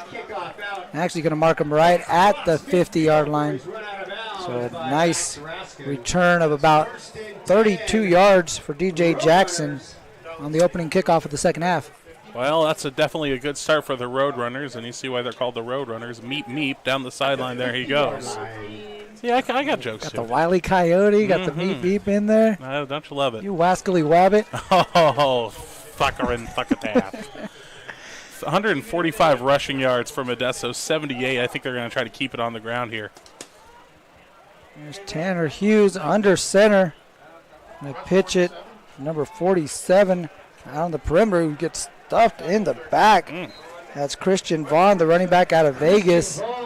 He's able to fall backwards for about 3 yards, maybe 4. After they mark it, it's going to be second down and 6 for Butte. Butte doing a great job of rotating talent in and out of this game so far, keeping the fresh legs, and you can see the effects it's had so far in the Modesto defense. They're not out of this. Modesto isn't being outplayed by any stretch of the imagination, but it definitely, there's a difference from them when, like, they played Santa Rosa a couple weeks ago, where they started seeing some tired legs on that defense, and they were able to take advantage. Once again, Vaughn with the carry. It's going to be brought down by Cam Snow. Cam Snow and also Peyton Bradford. They had a couple of linebackers out of Oakdale meeting at the ball carrier. Like we said, Oakdale, the linebacker factory. But another good run, initiating contact once he got to the numbers. But a third and about 4. Let's see if Modesto can get the Roadrunners off the field early and after a great kick return. Kick return to the 50-yard line. Now a third down play, a chance for the Pirates to make that null and void. Get the offense the ball back, down and score. There's Hughes being pressured. Now throws against the grain. That one was dropped. The receiver was wide open, and he dropped that one. We do have a flag on the play right around the 40-yard line, so we'll see what that is. It might be a neutral zone infraction. Let's wait and see what the call is. And then some clapping on the Butte sideline as that is the call. And so free 5 yards on 3rd and 4. You can do the math on that one. We'll move the chains for the Butte Roadrunners. Again, a situation there where the Pirates had a stop in the bag to commit the penalty and keep the ball in the hands of the Roadrunners. Gotta limit the mistakes if you're the Pirates. You gotta limit the mistakes. There's at least 5 that I can think of so far that have cost you at least a chance to get off the field or first downs. Vaughn, the carry, slips forward for a minimal gain, maybe 1. He's 2nd and 9. Trey Moreland on the tackle there. Nice job by the defensive back getting his way in there. Jaden Jackson as well. We mentioned this big game for the Pirates. They're 1-2, dropped to number 21 in the JCAB rankings. And you don't want to fall to 1-3 again. They should still be a player within the National Valley Conference, but kind of want to make something of this preseason. And they've had a tough preseason facing the likes of Laney, who's ranked number 6, San Mateo, who's the top-ranked Northern California team. They're number 2 in the state. So they haven't been playing cupcakes. Vaughn's going to take a shot, looks over the middle. That one over his intended receiver. Coverage by Maurice Salisbury for MJC. Good coverage downfield and a nice pressure up the middle to force the throw there by Taylor. Couple scores around the Valley Division. Sequoias beat Shasta 51-14. Reedley lost last night 28-25 at Diablo. Contra Costa lost yesterday to Laney 21-7. Fresno City took on the big powerhouse San Francisco City College. They lost 24-6. And Sac City took down Siskiyous 33-15. 3rd and 9. Hughes rolls to his right. That pass looks like it's going to be caught. They're going to mark it down just across the first down marker. Shy of the 32, but past the 31-yard line. It's going to be a good for a first down for Butte. Nice grab by Troy Davis, long way from home out of Coral Gables High School in Miami. Did a nice job following the ball to the ground. Didn't try to do anything too crazy. Moves the change, puts him inside the 30-yard line of the Pirates. Yeah, linebacker Tamir Bullock, number 15, nearly deflected that pass. Just got over the outstretched hand of the linebacker. Here's the first down. And again, Vaughn's going to get the carry. Spin cycle. Makes his way forward for 5 yards. And it's going to pick up 5, bring up 2nd and 5 for the Butte Roadrunners. Vaughn willing to do most of the work this drive for the Roadrunners. Running hard. Follows his blocks easily. It's like an equipment failure here on the Pirates on Tamir Bullock. He looking at his cleat or maybe his knee brace. We'll monitor him. Step off for this play. Vaughn will run it up the middle and pick up 3 yards. It'll be 3rd down and 2. So another 3rd down situation. This time Butte well within the field goal range of Dante Jackson. Another tackle by Peyton Bradford. He's had himself a fantastic year defensively. Crowd's starting to get on their feet here. Plenty of people here in attendance. This crowd's been into it from the get-go. They're trying to provide this Pirate team with some energy. And here's Vaughn up the middle, gets it across the chains, and he's still on his feet. Powering forward, some Pirates have to bring him down inside the 10-yard line. Takes a few of them to haul him down at the 9-yard line. Power run by Vaughn. Again, the spin cycle, just keeping the feet moving, keep spinning. Gets about the 8-yard line, 1st and goal for these Roadrunners. Yeah, I wonder if he's got eyes in the back of that helmet or something, because he's on a few occasions he's gotten spun around backwards and is able to keep himself moving in a positive direction and pick up yards for his squad, who now has 1st and goal from the 8. Hughes in the gun with Vaughn in the backfield, and he gives it to the big back. Hops over a defender and hops over the goal line into the end zone for the touchdown. And Butte goes up 20-7 with the extra point on the way. You shouldn't even give the points to Butte on that one. You should be Butte 14, Modesto 7, Vaughn 7. He carried all of that drive and then some for the Roadrunners. And just clinical running in there. He has taken his teammates. Look at some of that blocking, creating the big hole for him to run through. Vaughn punches it in from 8 yards out. 2nd rushing touchdown of the game. And the kick is good for Dante Jackson. 21-7 Butte over MJC. We'll take a break and be back after a word from our sponsors on NorCal Sports TV. Village in Modesto. Quality, style, selection. It's simply a matter of taste. Wonderful shops, fine dining, and more in a garden setting. A tradition of excellence since 1953. It's McHenry Village in Modesto.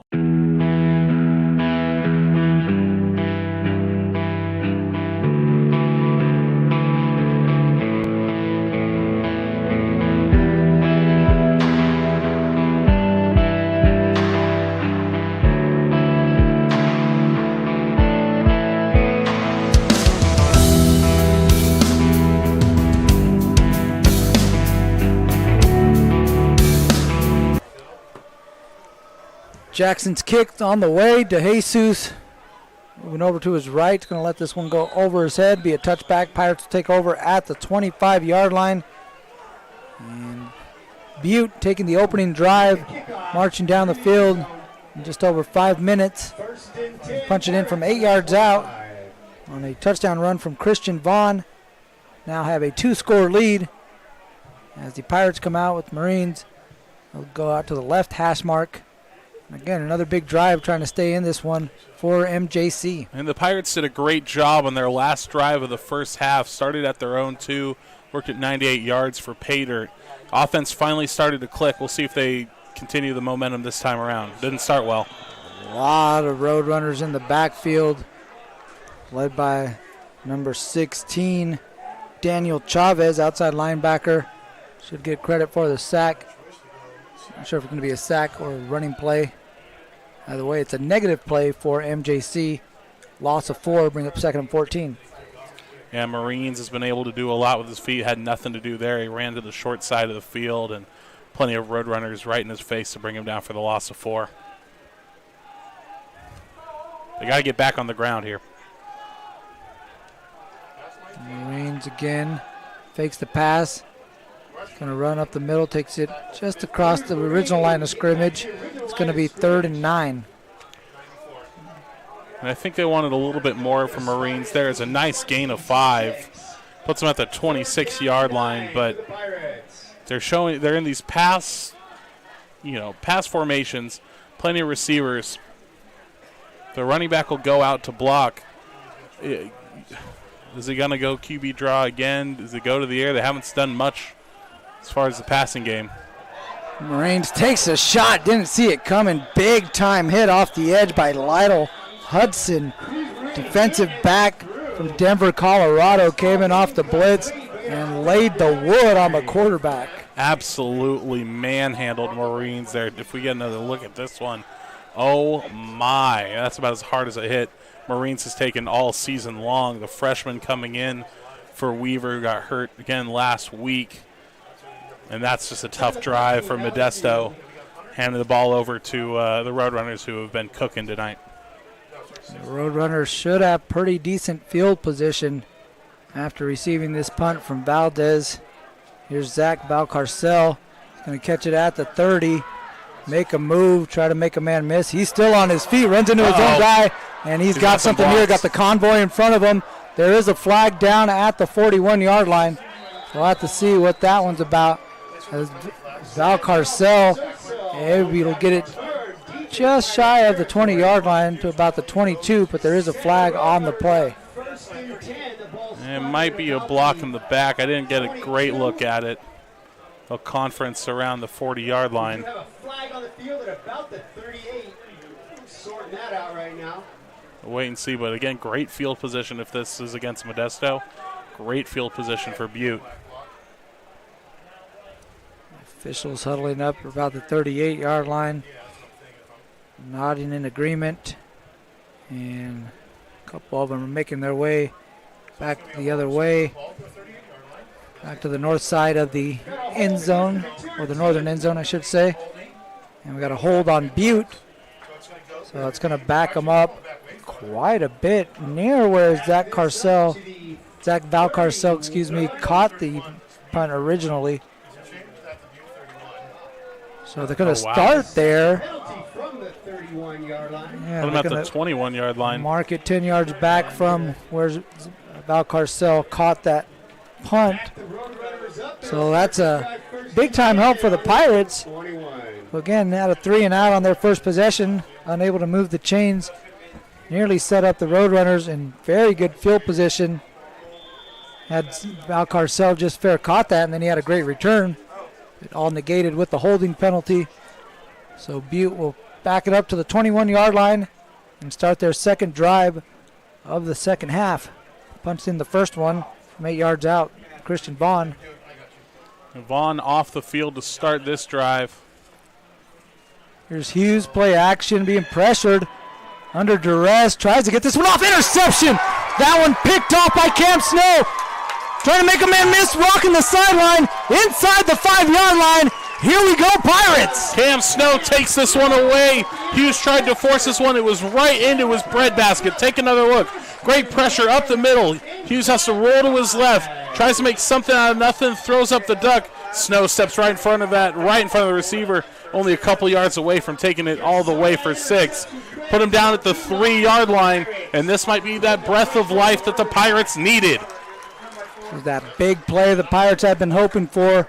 Set up with a golden opportunity at the 3-yard line. Max Rascone, the linebacker, with the initial pressure. Faison Allen with a big hit, forcing the pass from Tanner Hughes into the hands of Snow. And there's a fumble on first down. No. And I think Marines was able to jump back on top of it. The miscommunication between him and Taylor results in a fumble on first down. They can lose a little bit of yards. A little space. Might be still second and goal from the 3. Maybe a little closer to the 4.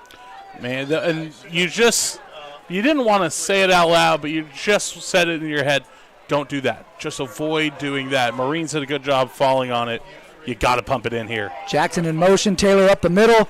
Close to the goal line. Across the goal line. Touchdown, Pirates! And there it is. Way to bounce back. Cam Snow's interception leads to 7 points.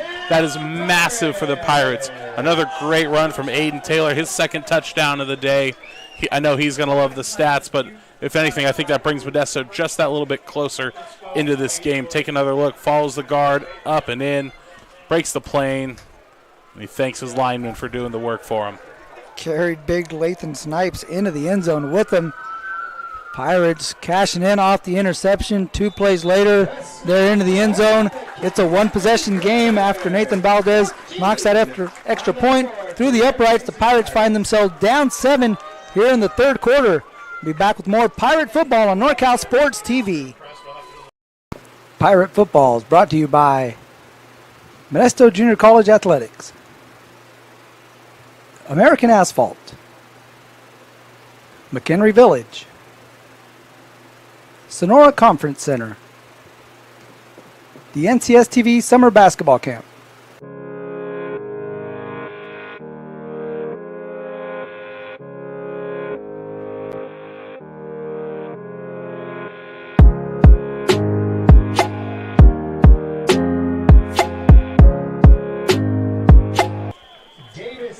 Cam Snow with the interception. Aiden Taylor punching it in from 3 yards.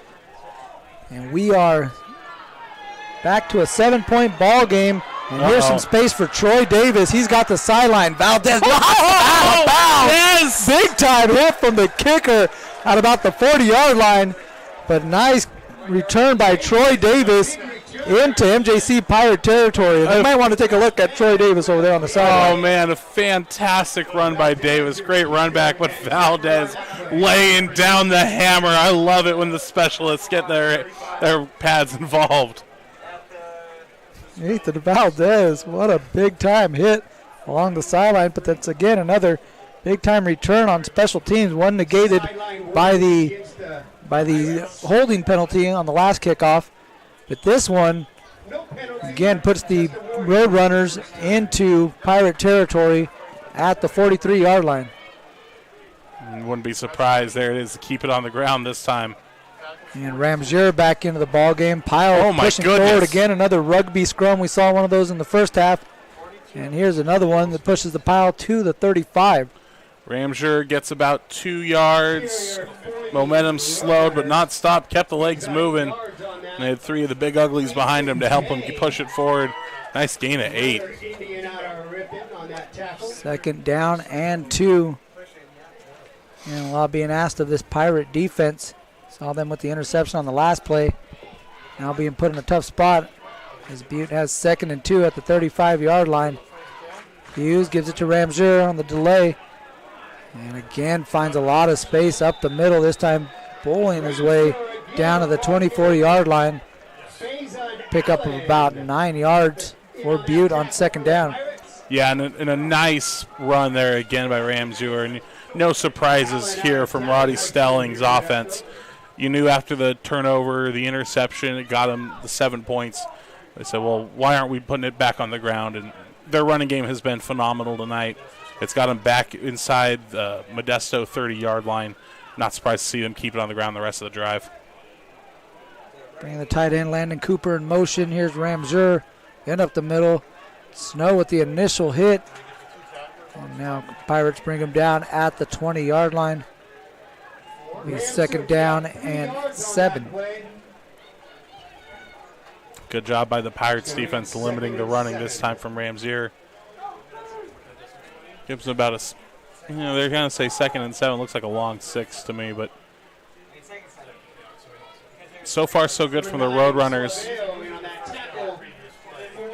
One possession game, and I think the Roadrunners had it in their mind after they went up 14-0 that they could run away with it, no pun intended. Pirates staying tough. Ramseur has some space on the counter. You see a nice block there on the perimeter by the tight end, number 89, Connor Gilbreth. These tight ends are asked to stay in line a lot for this Butte Roadrunner offense. So maybe not getting a lot of that notoriety in the passing game, but definitely having an impact in the running game. Yeah, the tight ends, you got to wear many different hats in an offense. You got to be a blocker, a runner sometimes, a receiver. I see a lot of them coach, right? Yeah. Because they're involved in so many aspects of the offensive side of the ball. Definitely the utility tool. Oh, great. Sure, hitting the backfield. Snow was the first one back there, and then he was cleaned up by Malaonapule. Malaonapule out of Elon. Able to finish off again what Cam Snow started as he shot through the backfield. Really read that play from the get-go and blew it up at the start. Cam Snow, one of the team captains, and he put the team on his back this time. Dangerous, dangerous special teams unit here. Jackson looking to kick, and this one on the way, and no good. Off the mark, but we do have a penalty on the play. So a 35-yard kick does not go for Dante Jackson, but there is a flag that's thrown by the referee, and signs are pointing to the Pirates, and running into the kicker is the call by referee Jerry Robinson. That's a killer. Yeah, and it's, again, an unforced error. I would love if we could see it again, but that's unfortunate. I mean, you got off the field, no points. You bend, you don't break, and now you got to force this defense to do it all over again. The special teams unit putting the Pirates in a bind in a few situations today. And here they give another set of downs to Butte after the missed 35-yard field goal from Jackson. Here's the pitch out to Ramseur. He's got some space on the left, tries to spin back. Near the goal line, it's going to be dropped short of the goal line at the 1. It's going to be 1st and goal for Butte. So a backbreaker there for the Pirates. Yeah, now you got him 1st and goal on the 1. It's time to just get tough and go for it. Really shooting yourself in the foot tonight, Modesto, and that's probably instance number 5 where they've kept the Roadrunners in it, kept them on the field. It's tough enough to win games in this junior college football. A little tougher when you're helping out the opposition. As there's Ramseur from 1 yard out, able to punch that one in. His 2nd touchdown of the game, 2nd 1-yard touchdown run for Ramseur.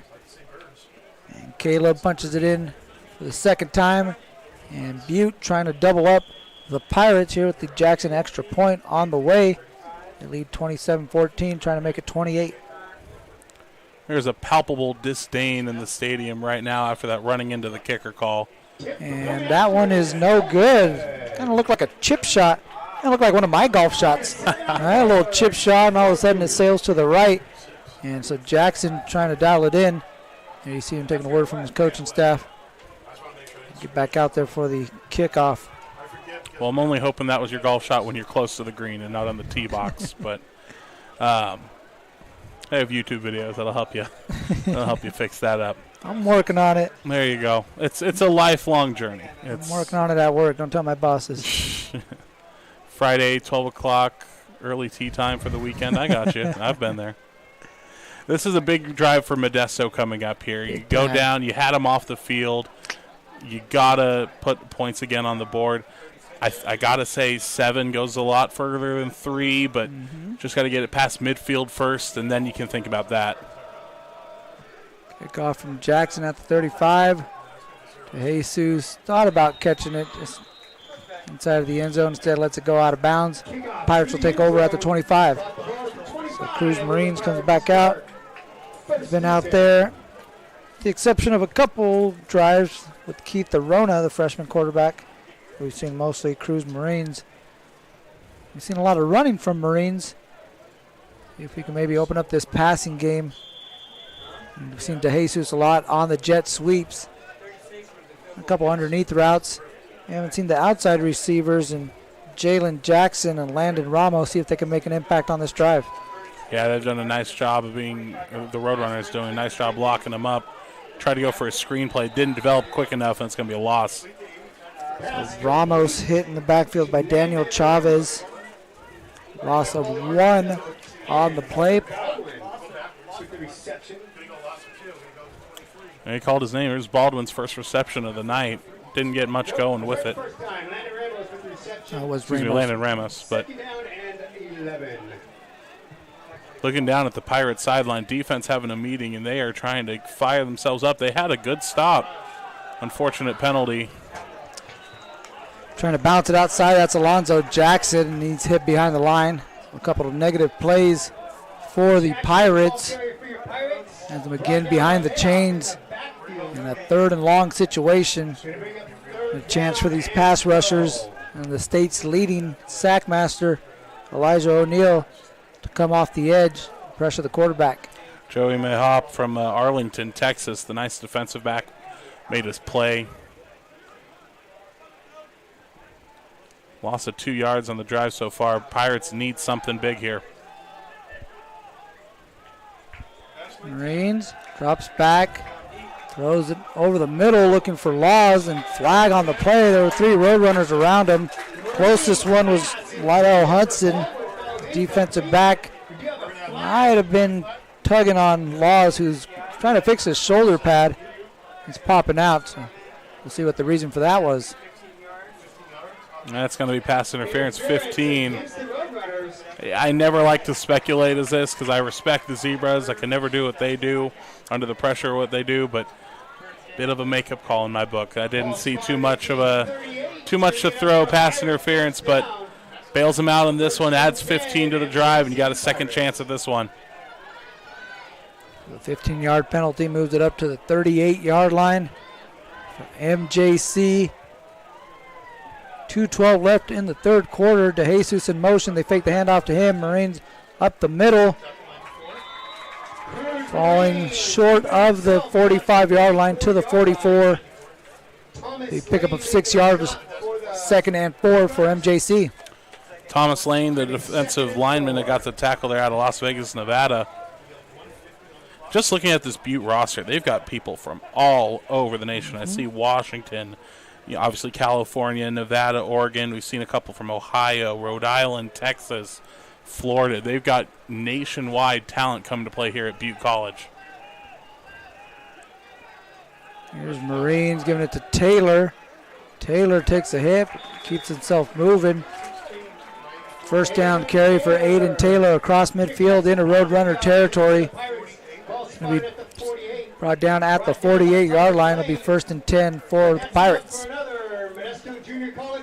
Under 2 minutes left in the 3rd quarter, and Modesto slowly starting to build a nice drive. They got the pass interference penalty, puts them on the other side of the 50. You got first down here. Get patient. You don't have to do it all right away. Just keep getting positive yards. Ramos in motion this time, and Taylor takes a big shot in the backfield. There's a couple of Roadrunners back there. You had Gabe Foster, Aiden Sullivan. It's a big-time hit on the running back. It's going to be no gain on that carry. Actually, it's going to be dropped for a loss of about 1. Yeah, Aiden Sullivan out of 29 Palms, California. Absolutely just plastered Taylor. Pirates with the ball, Oh, now's a chance for the Pirates. A little miscommunication on the defense. Got to go quick. Butte a little out of sorts on this possession, trying to get themselves squared away in the secondary. A lot of moving pieces back there. Finally come set. And Marines made two guys missing the ball. Now that one was stripped clean and recovered by the Roadrunners. Big time play. Aiden Sullivan with the recovery. But you saw a Roadrunner, you'll see him come in, stick his paws in there and just rip that ball out. That's a fantastic defense play by 99. Lethune Snipes out of Elk Grove, California. My hometown, baby. Okay. Nice play by him. Got his hand in, ripped the pigskin loose, and big pickup by Aiden Sullivan, right as we called his name for the big tackle on Taylor. Forces the turnover. That's our second one of the game, but the first one for the Pirates. And 27 seconds left in this third quarter. Chance maybe go to the air, take a shot here. You're in good position. See what they can do. You saw a lot of movement in the secondary there. The front seven said, we'll handle this. We'll take care of it, and made a play on that one. Forcing the fumble. And here the Roadrunners set up inside Pirate territory, taking a shot at the end zone. That one is caught. Touchdown, Logan Blair. Right as we called it, said maybe see if they're going to go for it here. Whistles late. Hold on a minute. We're going to wait and see. We have a flag. It's like a dirty flag. It's almost like muddy. halfway between a yellow and a red flag. It's about the 26-yard line. I wasn't sure if somebody challenged or if there was a flag on the play. So nice, hold off on the 43-yard touchdown. It's a beautiful ball from Tanner Hughes, and we mentioned how good Butte College is at developing quarterback talent.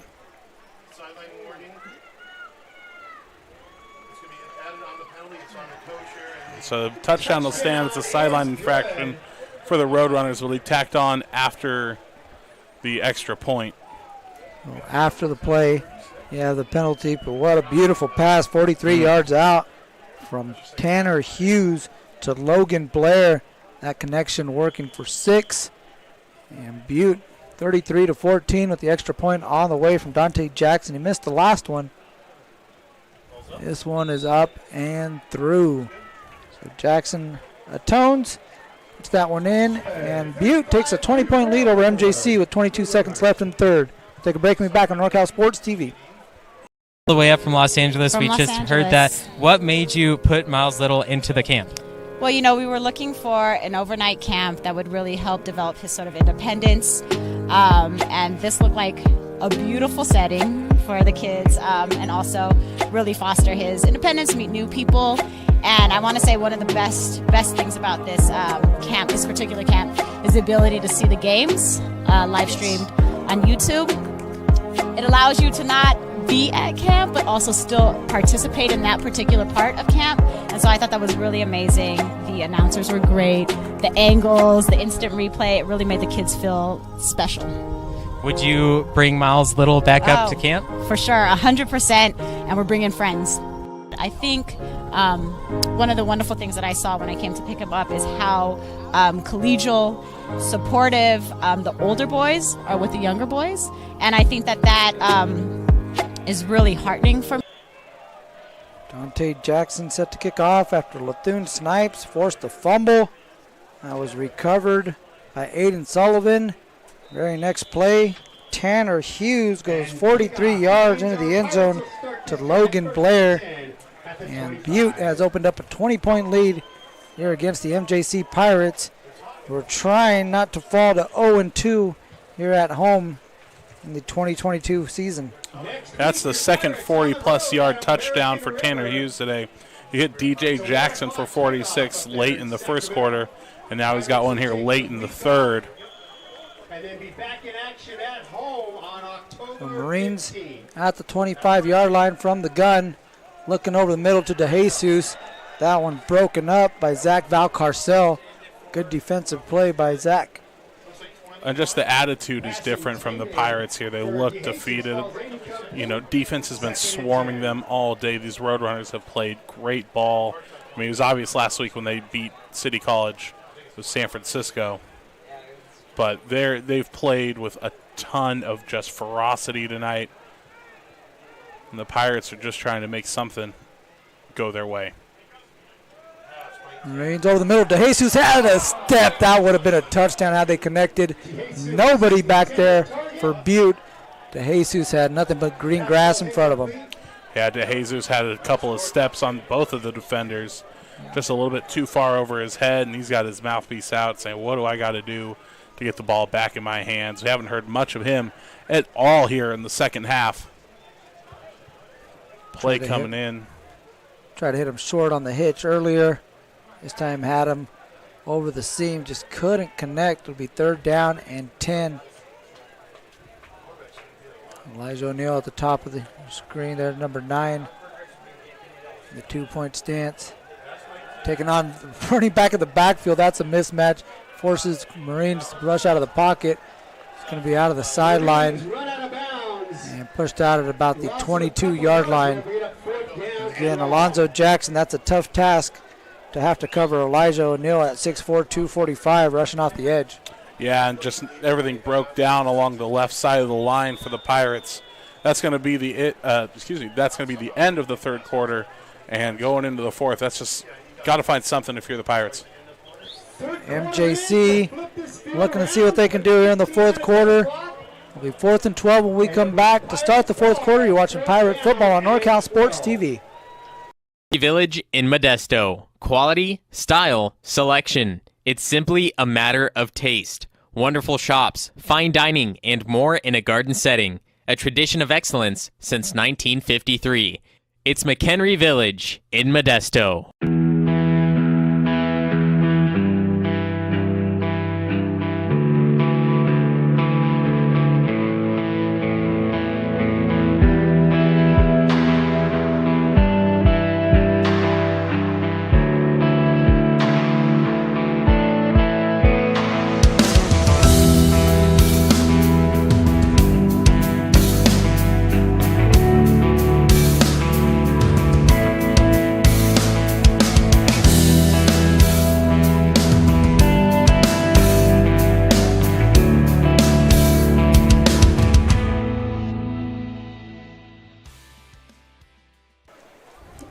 We are set to start the 4th quarter. Teams switch sides. Pirates will be going left to right, or north to south. And Butte will be going from right to left on your screen, or south to north. As Val Carcel's going to watch this one go out of bounds around the 35-yard line. We'll see where they mark it officially. Hey, not bad. Good job. 35 How are yards. you? Yeah, thank you. Thank you. Have you judged any javelin throws in your lifetime? That was pretty good. I seen that video, the one where that guy takes the javelin to the chest. Oh, so jeez. I'm not staying away from all javelin contests. Yeah, hammer throws, shot put. I feel like I could avoid. I feel like I'm good up here in the press box. Like Yeah. this is my spot right here. Yeah. 35-yard line is where Butte will take over. Quarterback Tanner Hughes got 149 yards on the afternoon, 2 touchdowns, 8 of 12. Not like he's throwing the ball all over the place, but and pretty effective when he is putting the ball in the air. Yeah, Also for has 150 yards. Yeah, he's been very effective. Also has 25 yards on the ground. Caleb Ramsier, leading rusher, 79 yards, a pair of touchdowns for the Roadrunners. Yeah, but in just looking at the receiving numbers here, 46 yards, 43 yards, 40 yards, just spreading the wealth out in limited quantity, but doing a great job. Looking to put it in the air. He's got a man on the sideline, a lot of space. There goes Jeremy Stubbs trying to cut back, and he is brought down right around the 10-yard line. Good play by Rathjen to save the touchdown. No, Stubbs, you got to keep your feet moving. Comes to a complete stop at the 10-yard line. Keep moving. You initiate contact. You might fall to the 5. I know he had touchdown glory, but what a play there from the Roadrunners. Tamir Bullock trying to stretch out and deflect that pass. It was all or nothing on that one. We do have a flag on the play at the 38-yard line. And again, another sideline warning on MJC as that official is having an issue with the MJC sideline. He doesn't have enough space to run down and do his job on the sideline, so that's the second time he's thrown a flag on MJC. Yeah. Going to move it half the distance to the goal. It'll be 1st and goal at the 5-yard line for Butte. And that's just undisciplined today on both sides of the ball on the sideline. It's you know, it's unfortunate, but that's just been the story of the game. There's been a lot of Butte, and like you said, a little bit of MJC not helping out as Stubbs trying to finish this one off as we have a battle up near the original line of scrimmage. Away from the ball there, you had a couple guys playing well after the whistle. And Stubbs tried to get around the corner, but Bradford pushed him out of bounds. There's going to be no gain on that one. Second down and goal from the 5. Just some frustrated hands on the Modesto sideline, and Roadrunners have been playing with momentum basically since the opening whistle. So I think just personalities are getting the best of each other out there.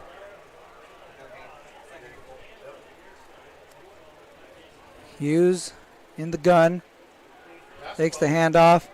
He's going to keep this one himself, looking to cut it back inside. He's into the end zone. Touchdown, Roadrunners. And Tanner Hughes finally gets rewarded for his play tonight. Had a couple of passing touchdowns and does a nice job here, waiting. He finally tucks his head, takes a nice shot there from number 40. That is, I lost my roster in front of me. Garen Ganila. That guy. Took a big shot from him right as he crossed the goal line, but stayed on his feet. And, I mean, Hughes is, like we said, 6'5", better part of 235 from Chico. He can absorb that kind of punishment. Hunter Polson to lay that one down for Dante Jackson. Extra point is good. And 41-14 is the lead for Butte over Modesto. Take a break and be back from Modesto on NorCal Sports TV. Pirate Football is brought to you by Modesto Junior College Athletics, American Asphalt, McHenry Village, Sonora Conference Center, the NCS TV Summer Basketball Camp.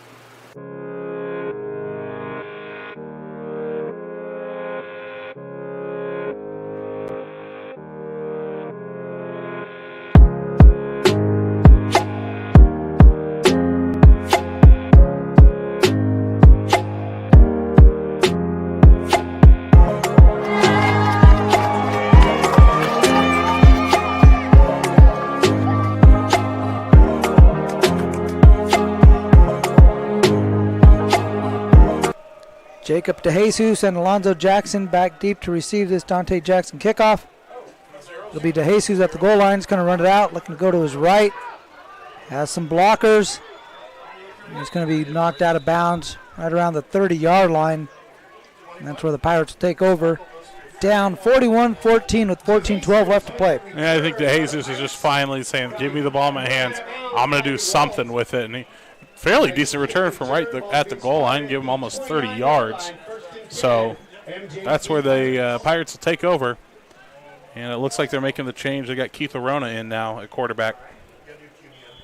6'5", 215-pound quarterback from Enox here in Modesto. One thing, the Pirates are doing it with a lot of local talent. Spreading some guys from elsewhere, but the majority of this roster is here from the Stanislaus, San Joaquin, Sac Joaquin area. As there's Taylor, carry off the right side, gets it over to about the 31, 32-yard line.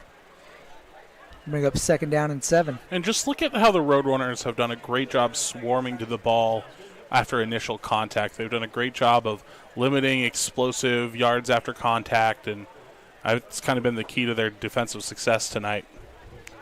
Both these teams entered the third quarter identical rushing totals, 152. Butte obviously added to that a little bit there at the end with the run. As Arona's going to be sacked, and there's Elijah O'Neal, sack number 2. Make it 11 for Elijah O'Neal, leads the state again in sacks. And double digits on the season, and man, what a tackle by him. Just made his opponent look silly on the line. Nice little sidestep back in. And it's just kind of been the story of tonight for Modesto, at least in the second half. And that's a case where the kid's good enough to get the sack on his own. You help him out with the scheme, bringing the corner blitz there, drawing the alignment, a little confusion up front, giving O'Neal a clear path to the quarterback. Sack number 11 for him. 11 sacks in 4 games. That's a pretty good pace. Pretty good stuff right there. That's on pace for almost 28 sacks in 10 games. Have a delay of game. We mentioned that going to move the ball back 5 yards. We mentioned, again, Butte pulling off the upset last week at home against City College of San Francisco, who came in with a 16-game winning streak, the top-ranked team in the state at the time. Butte knocked them down to number 9 after that defeat, but O'Neal played a big part in that. 5.5 sacks in that game. That's incredible. Crazy stuff. As here's a pass down the deep sideline, looking for Jalen Jackson's Keith Arona. Going well out of bounds. Going to be complete. It'll be 4th and 20 at the 19-yard line. And it's just tough, right? Well, what do you dial up for 3rd and 20? 3rd and 20, pinned deep. It's basically you just run 4 verts, and if it gets taken away, it's an arm punt at that point. Now here comes a specialist from his own 4-yard line.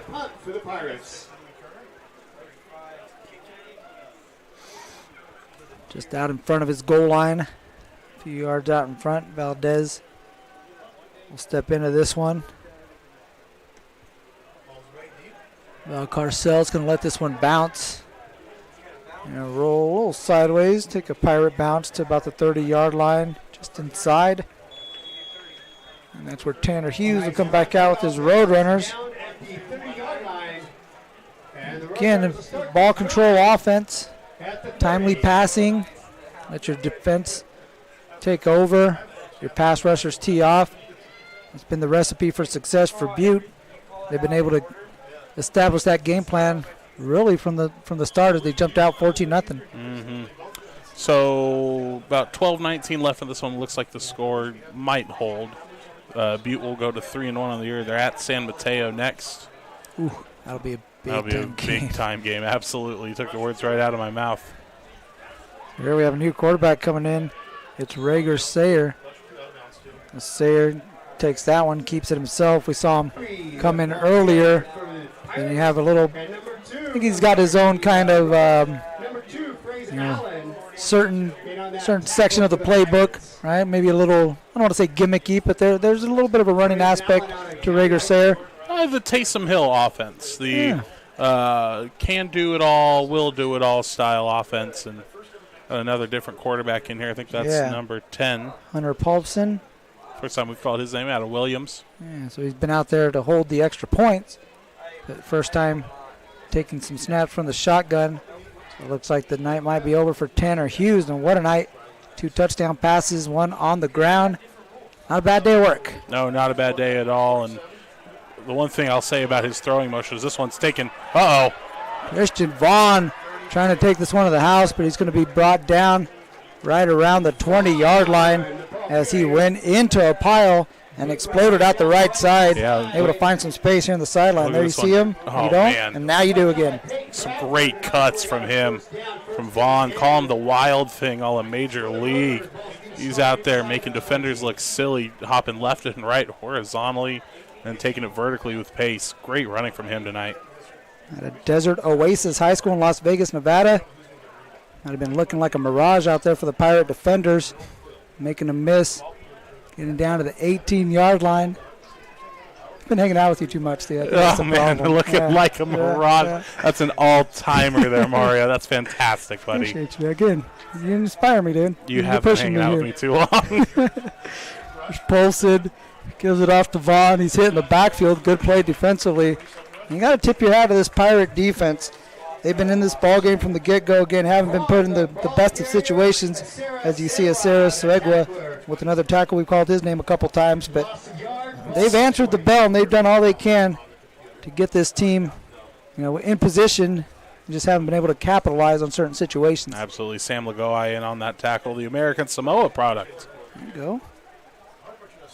I had a teammate back when I played in high school from American Samoa. Nice. I'll say this. I'm a big dude. I like to eat. I have never seen a grown he's a child still. He's 15 years old. Eat more than that in my lifetime. Jet sweep.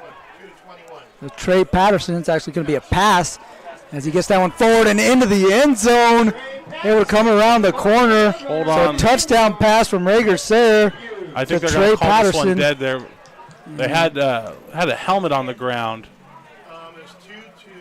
Hold on, let's take a look at the replay. There's a helmet that comes out, and I think we zoomed in. Yeah, one of the linemen had his helmet off. No, they will count the touchdown. You're right. Touchdown pass believe that was a 19-yard touchdown pass. We'll get confirmation on that. Again from Sayer. And he caught it, threw it forward, so technically that's a forward pass into the hands of Trey Patterson, who's coming on the jet sweep. Able to turn the corner, walk the tightrope on the sideline. And again, the chip shot off to the right for Jackson. So the extra point is no good. And the score will be 47-14 with 10:07 left to play. Take a break in the action. We'll be back after a word from our sponsors on NorCal Sports TV.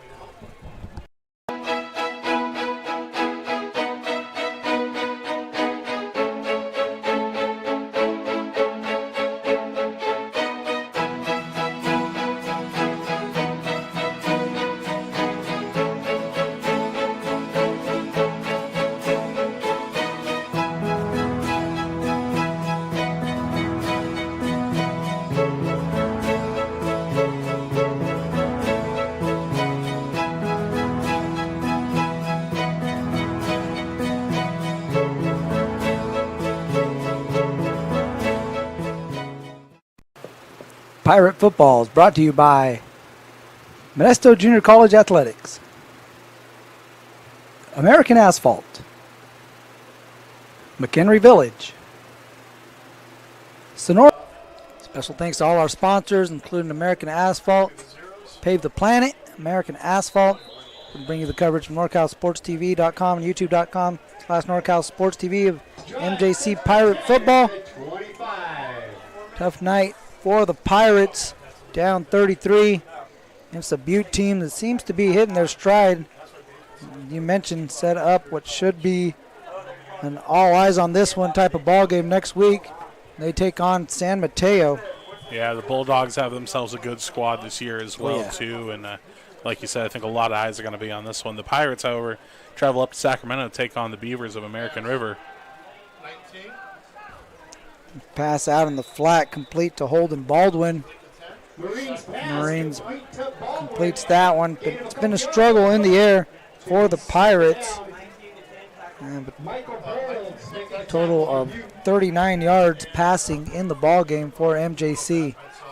Yeah, this has definitely been one big aspect of their game taken away from them by a very stout Butte defense this week. And Butte's just been rolling this year. They're going to go to 3-1 on the season. There's Marines over a big shot taken by DeJesus, and flag comes out immediately. It's a big shot by safety Cameron Carr. Extra out of Gridley. Came up from that safety position. Oh my! That might be the flag. We'll see the replay. Oh my goodness! Could hear that up here. My goodness! Props to DeJesus for being able to prop right back up after that one. For sure. Here's another look. Oh man! So it's going to be an illegal man downfield penalty against Modesto. Well, add insult to injury there with the penalty flag. Going to back it up 5 yards, bring up 2nd and 13. In this passing game, the Pirates really took a hit. Quarterback Luke Weaver was injured last week and lost for the season. Seemed like the Pirates had something going in there, especially with that connection, him and DeJesus. Would like to see that continue. Unfortunate part of football. Lose Weaver for the season. Now the Pirates going to have to see what they got in Marines here at quarterback. Yeah, this is the part of the game where you're just trying to find out who you want to take. Oh, here's a shot. There's DeJesus on the sideline. He's got it about the 40. Brought down at the 34-yard line. Connects with DeJesus. Caught that one over his shoulder. 2 defenders in the area, but none of them close enough. There's a big-time reception there for DeJesus. It's this crowd that's still here. Nice-sized crowd. Something to cheer about. That was a nice play by DeJesus, and about time that we called his name on those downfield plays where he's just so deadly. And the play after taking a big knock to the head. Here he's open over the middle. They try to get him this time. Instead, they go out to Jackson outside the numbers, and DeJesus is upset. He thought he was open over the middle. Got both hands in the air. Yeah, he's frustrated. frustrated. Why he didn't get the ball on that one. Yeah, he's very frustrated. He said, I was open 2 plays in a row. took a shot to the head. You got to hit me on that one. And that one was almost a dangerous, intercepted ball. Yeah. And he puts that one over the middle of the end zone. DeJesus could walk right underneath it for a touchdown, most likely. Instead, he went for the one-on-one out in the corner. It was a tough pass. Sets up 2nd and 10 from the 35-yard line. There's Marines. Pump fakes. Avoids the first hit. Now he's brought down. It's going to be Lydell Hudson, defensive back. Going to get credit for the sack at the 39-yard line. We'll make it the 40. Third down for your Pirates.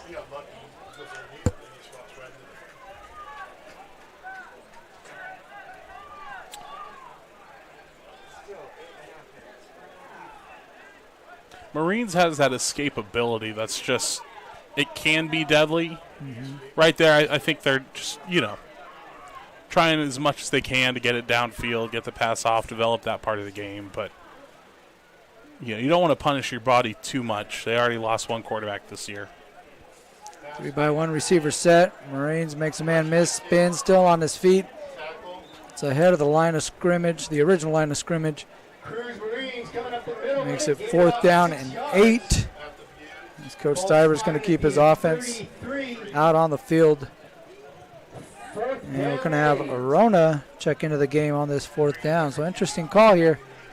Bringing a different quarterback on a 4th down. And a different running back as Jackson's going to sub out for Taylor. So some substitutions in the backfield. In hockey, they'll call it a line change. Yeah. Arona in at quarterback. So 4th and 8. Pirates trying to keep this drive alive. Halfway through the 4th quarter. Play clock down to 1. Arona rolling out under pressure. Hit as he throws. That one nearly intercepted. Broken up along the perimeter by Malcolm DeWalt. And I'll tell you what, these Butte defensive backs are really shown out on this drive and forced a turnover on downs. Absolutely. And you look at their number 4, Malcolm DeWalt from Bremerton, Washington. I mean, he's been all over the field tonight. He's done a great job, pass breakup. And, this whole defense has just played with a swagger tonight that's been unmatched. And now here comes the offense back on the field. It looks like they're going to have Rieger Sayer back out there, the Taysom Hill-esque pro-style quarterback. Puts Jonah Marqueta in motion, gives it to him off the pass. Again, another little quick forward flip pass out in front. Another positive carry. It's going to be 8 yards from Marqueta. Gain about 7 yards. Under 7 minutes left to play. Ball spotted at the 40. And the Pirates will have a bye week.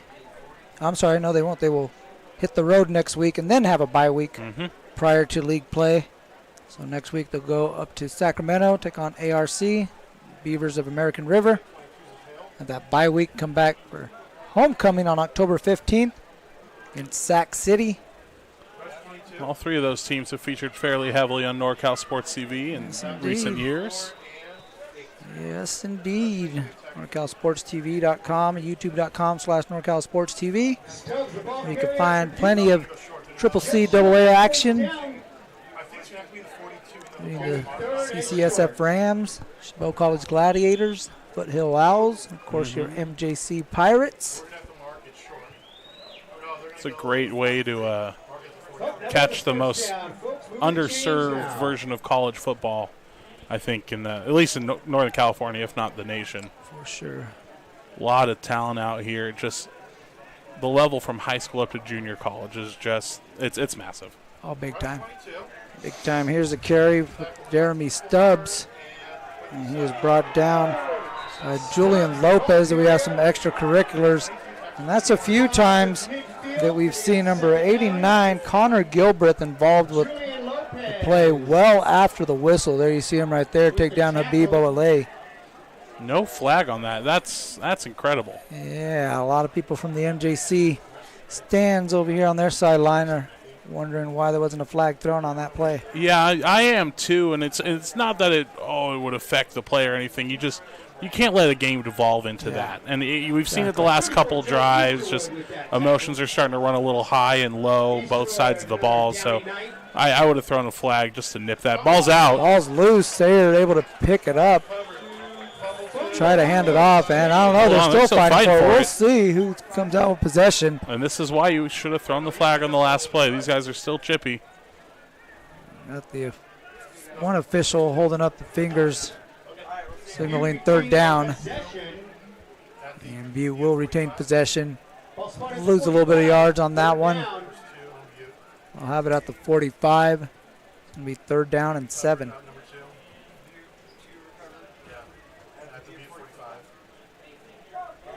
Sayers handoff to Jeremy Stubbs. Unable to put it in the belly.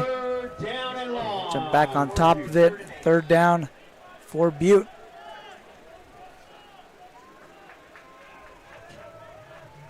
Two in the backfield with Sayre. Pirates showing blitz off the edge. Here they come.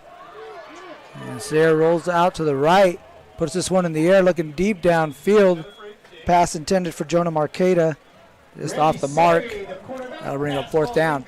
Marqueta just tripped a little bit as he was running to the sideline. He might have had a chance at it had he not lost his footing, but it's a nice ball where only he could have caught it. No harm, no foul. Now comes the punt team. Jackson back to kick to DeJesus. DeJesus still back to return. Seen him take some big hits tonight. Come much tougher than Jacob DeJesus. Wide receiver out of Manteca. Buffaloes having a pretty good year on the gridiron themselves this season. No kidding. Led by standout Blake Nicholson, who committed to Florida State this week. Florida State's got a nice little program coming back themselves. The Seminoles, close your ears if you guys are taping the game and watching the end of this. 3, 2, 1. Return to the opening kickoff, 93 yards for a touchdown. They're 3-0, looking pretty good, and I'm biased. I don't really have a team that I root for in the NCAA. Okay. But I love atmospheres, and that's one of the things I love. Sure. And I think at Bowdoin Stadium, that's got to be one of the best ones when everybody's doing the chop, band and full song. Yeah, it's nice to have those blue blood programs at the top of their game. Mm-hmm. Where you at, Nebraska? The 1990s called. They're not coming back. Marines in the backfield. Has a man in motion. Fakes the handoff. Rolls to his right. Trying to look downfield. Nothing there. Now he's going to run it. And pushed out just shy of the 20. And about the 18-yard line. It's still a nice little gain of 2. Clock's still running under 4 minutes now.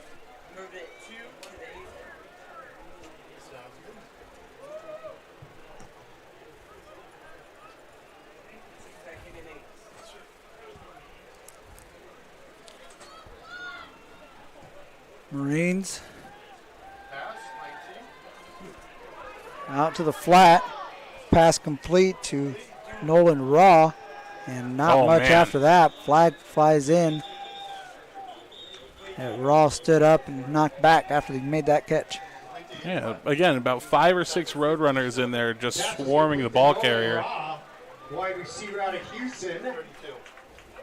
Got a flag on the play. It's a hold against the Pirates. A hold against MJC. It's going to back them up on that one should the Roadrunners accept it. So it looks like they will. Going to back them up. Force another second down play. And it's something that I think Rusty Stivers is going to really try to drill into his team before they take on the Beavers next week, is limiting the penalties. You got to stop shooting yourselves in the foot. I think if you take back those 6 or 7 plays, that extra penalties, the fumbles, the miscues, I think Modesto's in this game. I don't think that Butte is ahead 47-14 this late if you limit those mistakes. Letting this one fly. Deep, looking for Jackson. He can't bring it in. He had a step on the defenders, got behind the defense. Unable to haul it in, went through his hands. It's been that kind of night for the Pirates. Oh, it's been that kind of night for everybody on the Pirates team, and Jalen Jackson's going to want this one back Great camera work by our team. Sees him beat two guys right between the wickets. And just heard the crowd. Everybody, hands go up and exacerbation. I think you said it best, partner. It's just been that kind of night. And there's no other explanation for it. Rough night here for the MJC Pirates. 3rd down and 17 after they couldn't connect on that big pass play.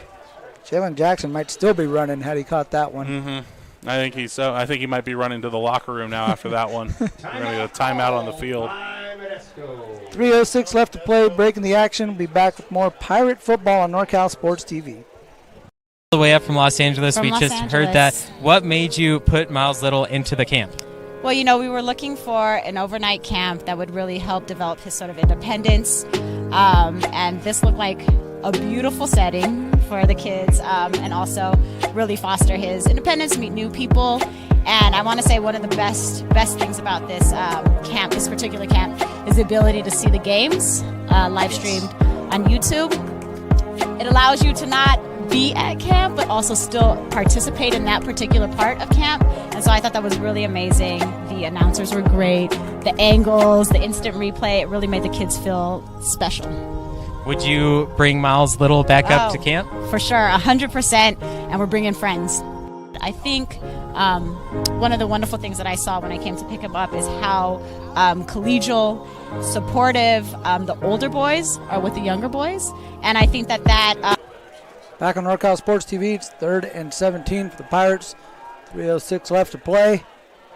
Reigns in the shotgun, under a lot of pressure. It hit in the backfield. That's going to be a safety. So the hits keep coming for the Roadrunners. Connor Hogan led the host of Roadrunners to bring down the quarterback in the end zone. Add a safety to the tally, makes it 49-0. We'll have a free kick coming from the Pirates. I know the game's late and the score is what it is. I know you're trying to develop your guys. You know, a lot of freshman guys out there. You're on your own goal line. It's 4th and a mile. What are we doing? What's that play call for? Who does that help? You know, when are you going to use that in a real game? I don't want to be too critical, but it's again just one of those nights. Just kind of confusing from start to finish, and now the punt's going to come away, and we'll see if Butte just runs the ball out.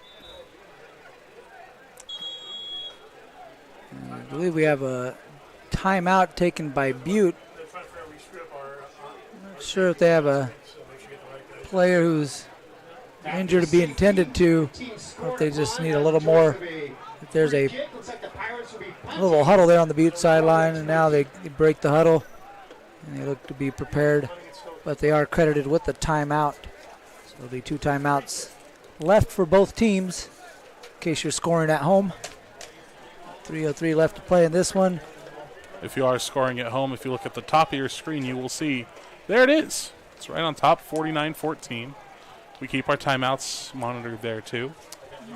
And if you look just to the right, there's a little clock. Here's the punt. Taken at the 18-yard line. Here's number 18, Jonah Marcaida. Finds a seam up the middle and stumbling past the 50-yard line. Brought down at the 46. If he could have kept his footing, just had the kicker to beat on that one. Yeah, look at him start slow, finds the gap, and tried to turn on the Jets and just couldn't quite do it. Had a good angle to the end zone if he wanted to. I say just the kicker to beat, but we see Nathan Valdez and what kind of hits he can lay out there. Well, we know what kind of player Valdez is. He doesn't take too kindly to the kickers aren't people commentary. Messing up that net average there. The best thing I think I've ever heard anyone say about a kicker was I had an old NFL Films video, and I can't think of his name right now. He's the old Vikings lineman, had the crazy face paint all the time. John Randall? John Randall, thank you. I had the R on the tip of my tongue. But he said kickers aren't humans. They're not real people. They're all weird. They have their own, friendships, and they're all terrific golfers. And as someone who enjoys the game of golf, I wondered if that goes hand in hand with kicking. Right. But it's always stuck with me. So thank you, John Randall, for advancing the kickers aren't people commentary. There's another running back coming in for the Roadrunners. Siobhan Gramps Green gets his first carry. Brought down by Sam Betancourt. Yeah, Everyone bags on the kickers until you need them to make that critical field goal. And then we're hoisting them up at the end of the game. Yeah, I had you the whole time, bro. You were cool the whole time. I love you. Thank you so much, bro. Sayre off the option. Able to get right along the numbers. Picks up a first down. Whole lot of space on that read option play. Defensive end came crashing down. You'll see it open up there for Sayre. Good run off the right side. It's so weird nowadays. Everyone loves Justin Tucker. And, oh, Justin Tucker's this great guy. And it's weird as being a fan of football for as many years as I have, and I'm sure you have. What's with the kicker love all of a sudden? Oh, we need to love them. Yeah, okay. But I guess Justin Tucker is the anomaly because he is, a fantastic kicker. Yeah, he's but money. Yeah, and there's maybe 5 that you can count on, but there's also 50 feet of poo-poo in the kicker depths right now. There's another carry for Gramps Green. And again, pile being pushed forward near the first down marker. Good carry there for the Roadrunners. Be second and short as we approach a minute left to play in this ball game that has seen the Roadrunners jump all over the Pirates. Got as close to as 14-7, and then the Roadrunners started to pull away. Pirates cut it back to 21-14. And again, Butte went up 27-14, 33-14, 34-14. Just kind of got carried away after that. Yep, absolutely. Maybe one more handoff here, one more play. Like Sayre wanted to give it to Gramps Green, and Gramps Green said, "No, I don't want it. I'm done." No more contact from me. I got hit hard the last play. Okay. We have an injury to one of the receivers. Uh-oh. He's down over off to the Butte sideline. So the trainers will come out and check to him. 29 seconds left in the game. Looks like Jimmy Halsell, and that'll be a timeout against Butte because we're under 2 minutes to play.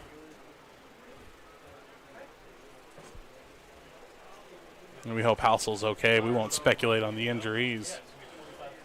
Seems like his extremities are moving, and that's okay. So we'll take a break real quick as they tend to him. Be back on NorCal Sports TV. Village in Modesto. Quality, style, selection. It's simply a matter of taste. Wonderful shops, fine dining, and more in a garden setting. A tradition of excellence since 1953. It's McHenry Village in Modesto.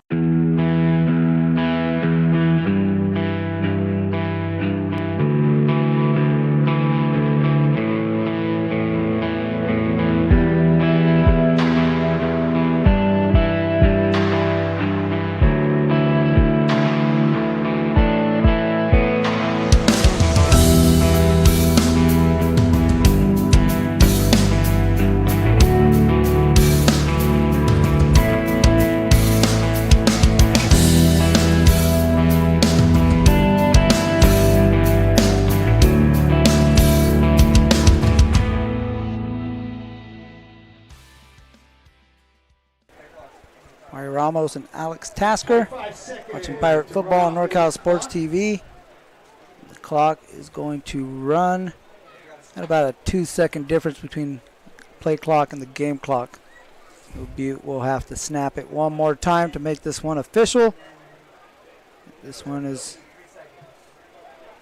well on its way as Sayre's going to take it in victory formation, and this one will be over as Butte comes out with the 49-14 victory. They bump their record up to 3-1. MJC's record drops to 1-3. Again, Butte will have a big-time showdown with the number 2 ranked team in the state. Top 10 matchup as Butte takes on San Mateo. The Pirates will head up the road to American River and take on the Beavers Saturday at 1 p.m. So try to right the ship before league play, before they take their bye week and come back to MJC October 15th for homecoming against Sac City. So Alex, again, just a rough night for the Pirates. Facing a tough team like this, can't make those mistakes that kind of make this job tougher. I mean, this Butte team's good enough as it is. Yeah, absolutely, and you can't, like you said, you can't make those mistakes. Butte, fantastic program. Definitely a lot of learning lessons here for the Pirates. Good tape going forward. You know, this is one of those times you're just going to lick your wounds on Monday, hit the tape room, see what you can pull out of this, what you can learn, and got to get ready for the Beavers next weekend. Tanner Hughes leading the way for the Butte Roadrunners. 2 passing touchdowns, 1 rushing touchdown. Caleb Ramsier pounding 2 one-yard touchdowns in from the goal line. And Butte jumping on MJC early and often. They come out with a 49-14 victory. So for director and executive producer Dion I, producer Joseph Yanez, cameraman Aramis Yanez and Shuya Matsushita, color commentator Alex Tasker, I am Mario Ramos saying thank you for watching this presentation of Pirate Football on NorCal Sports TV.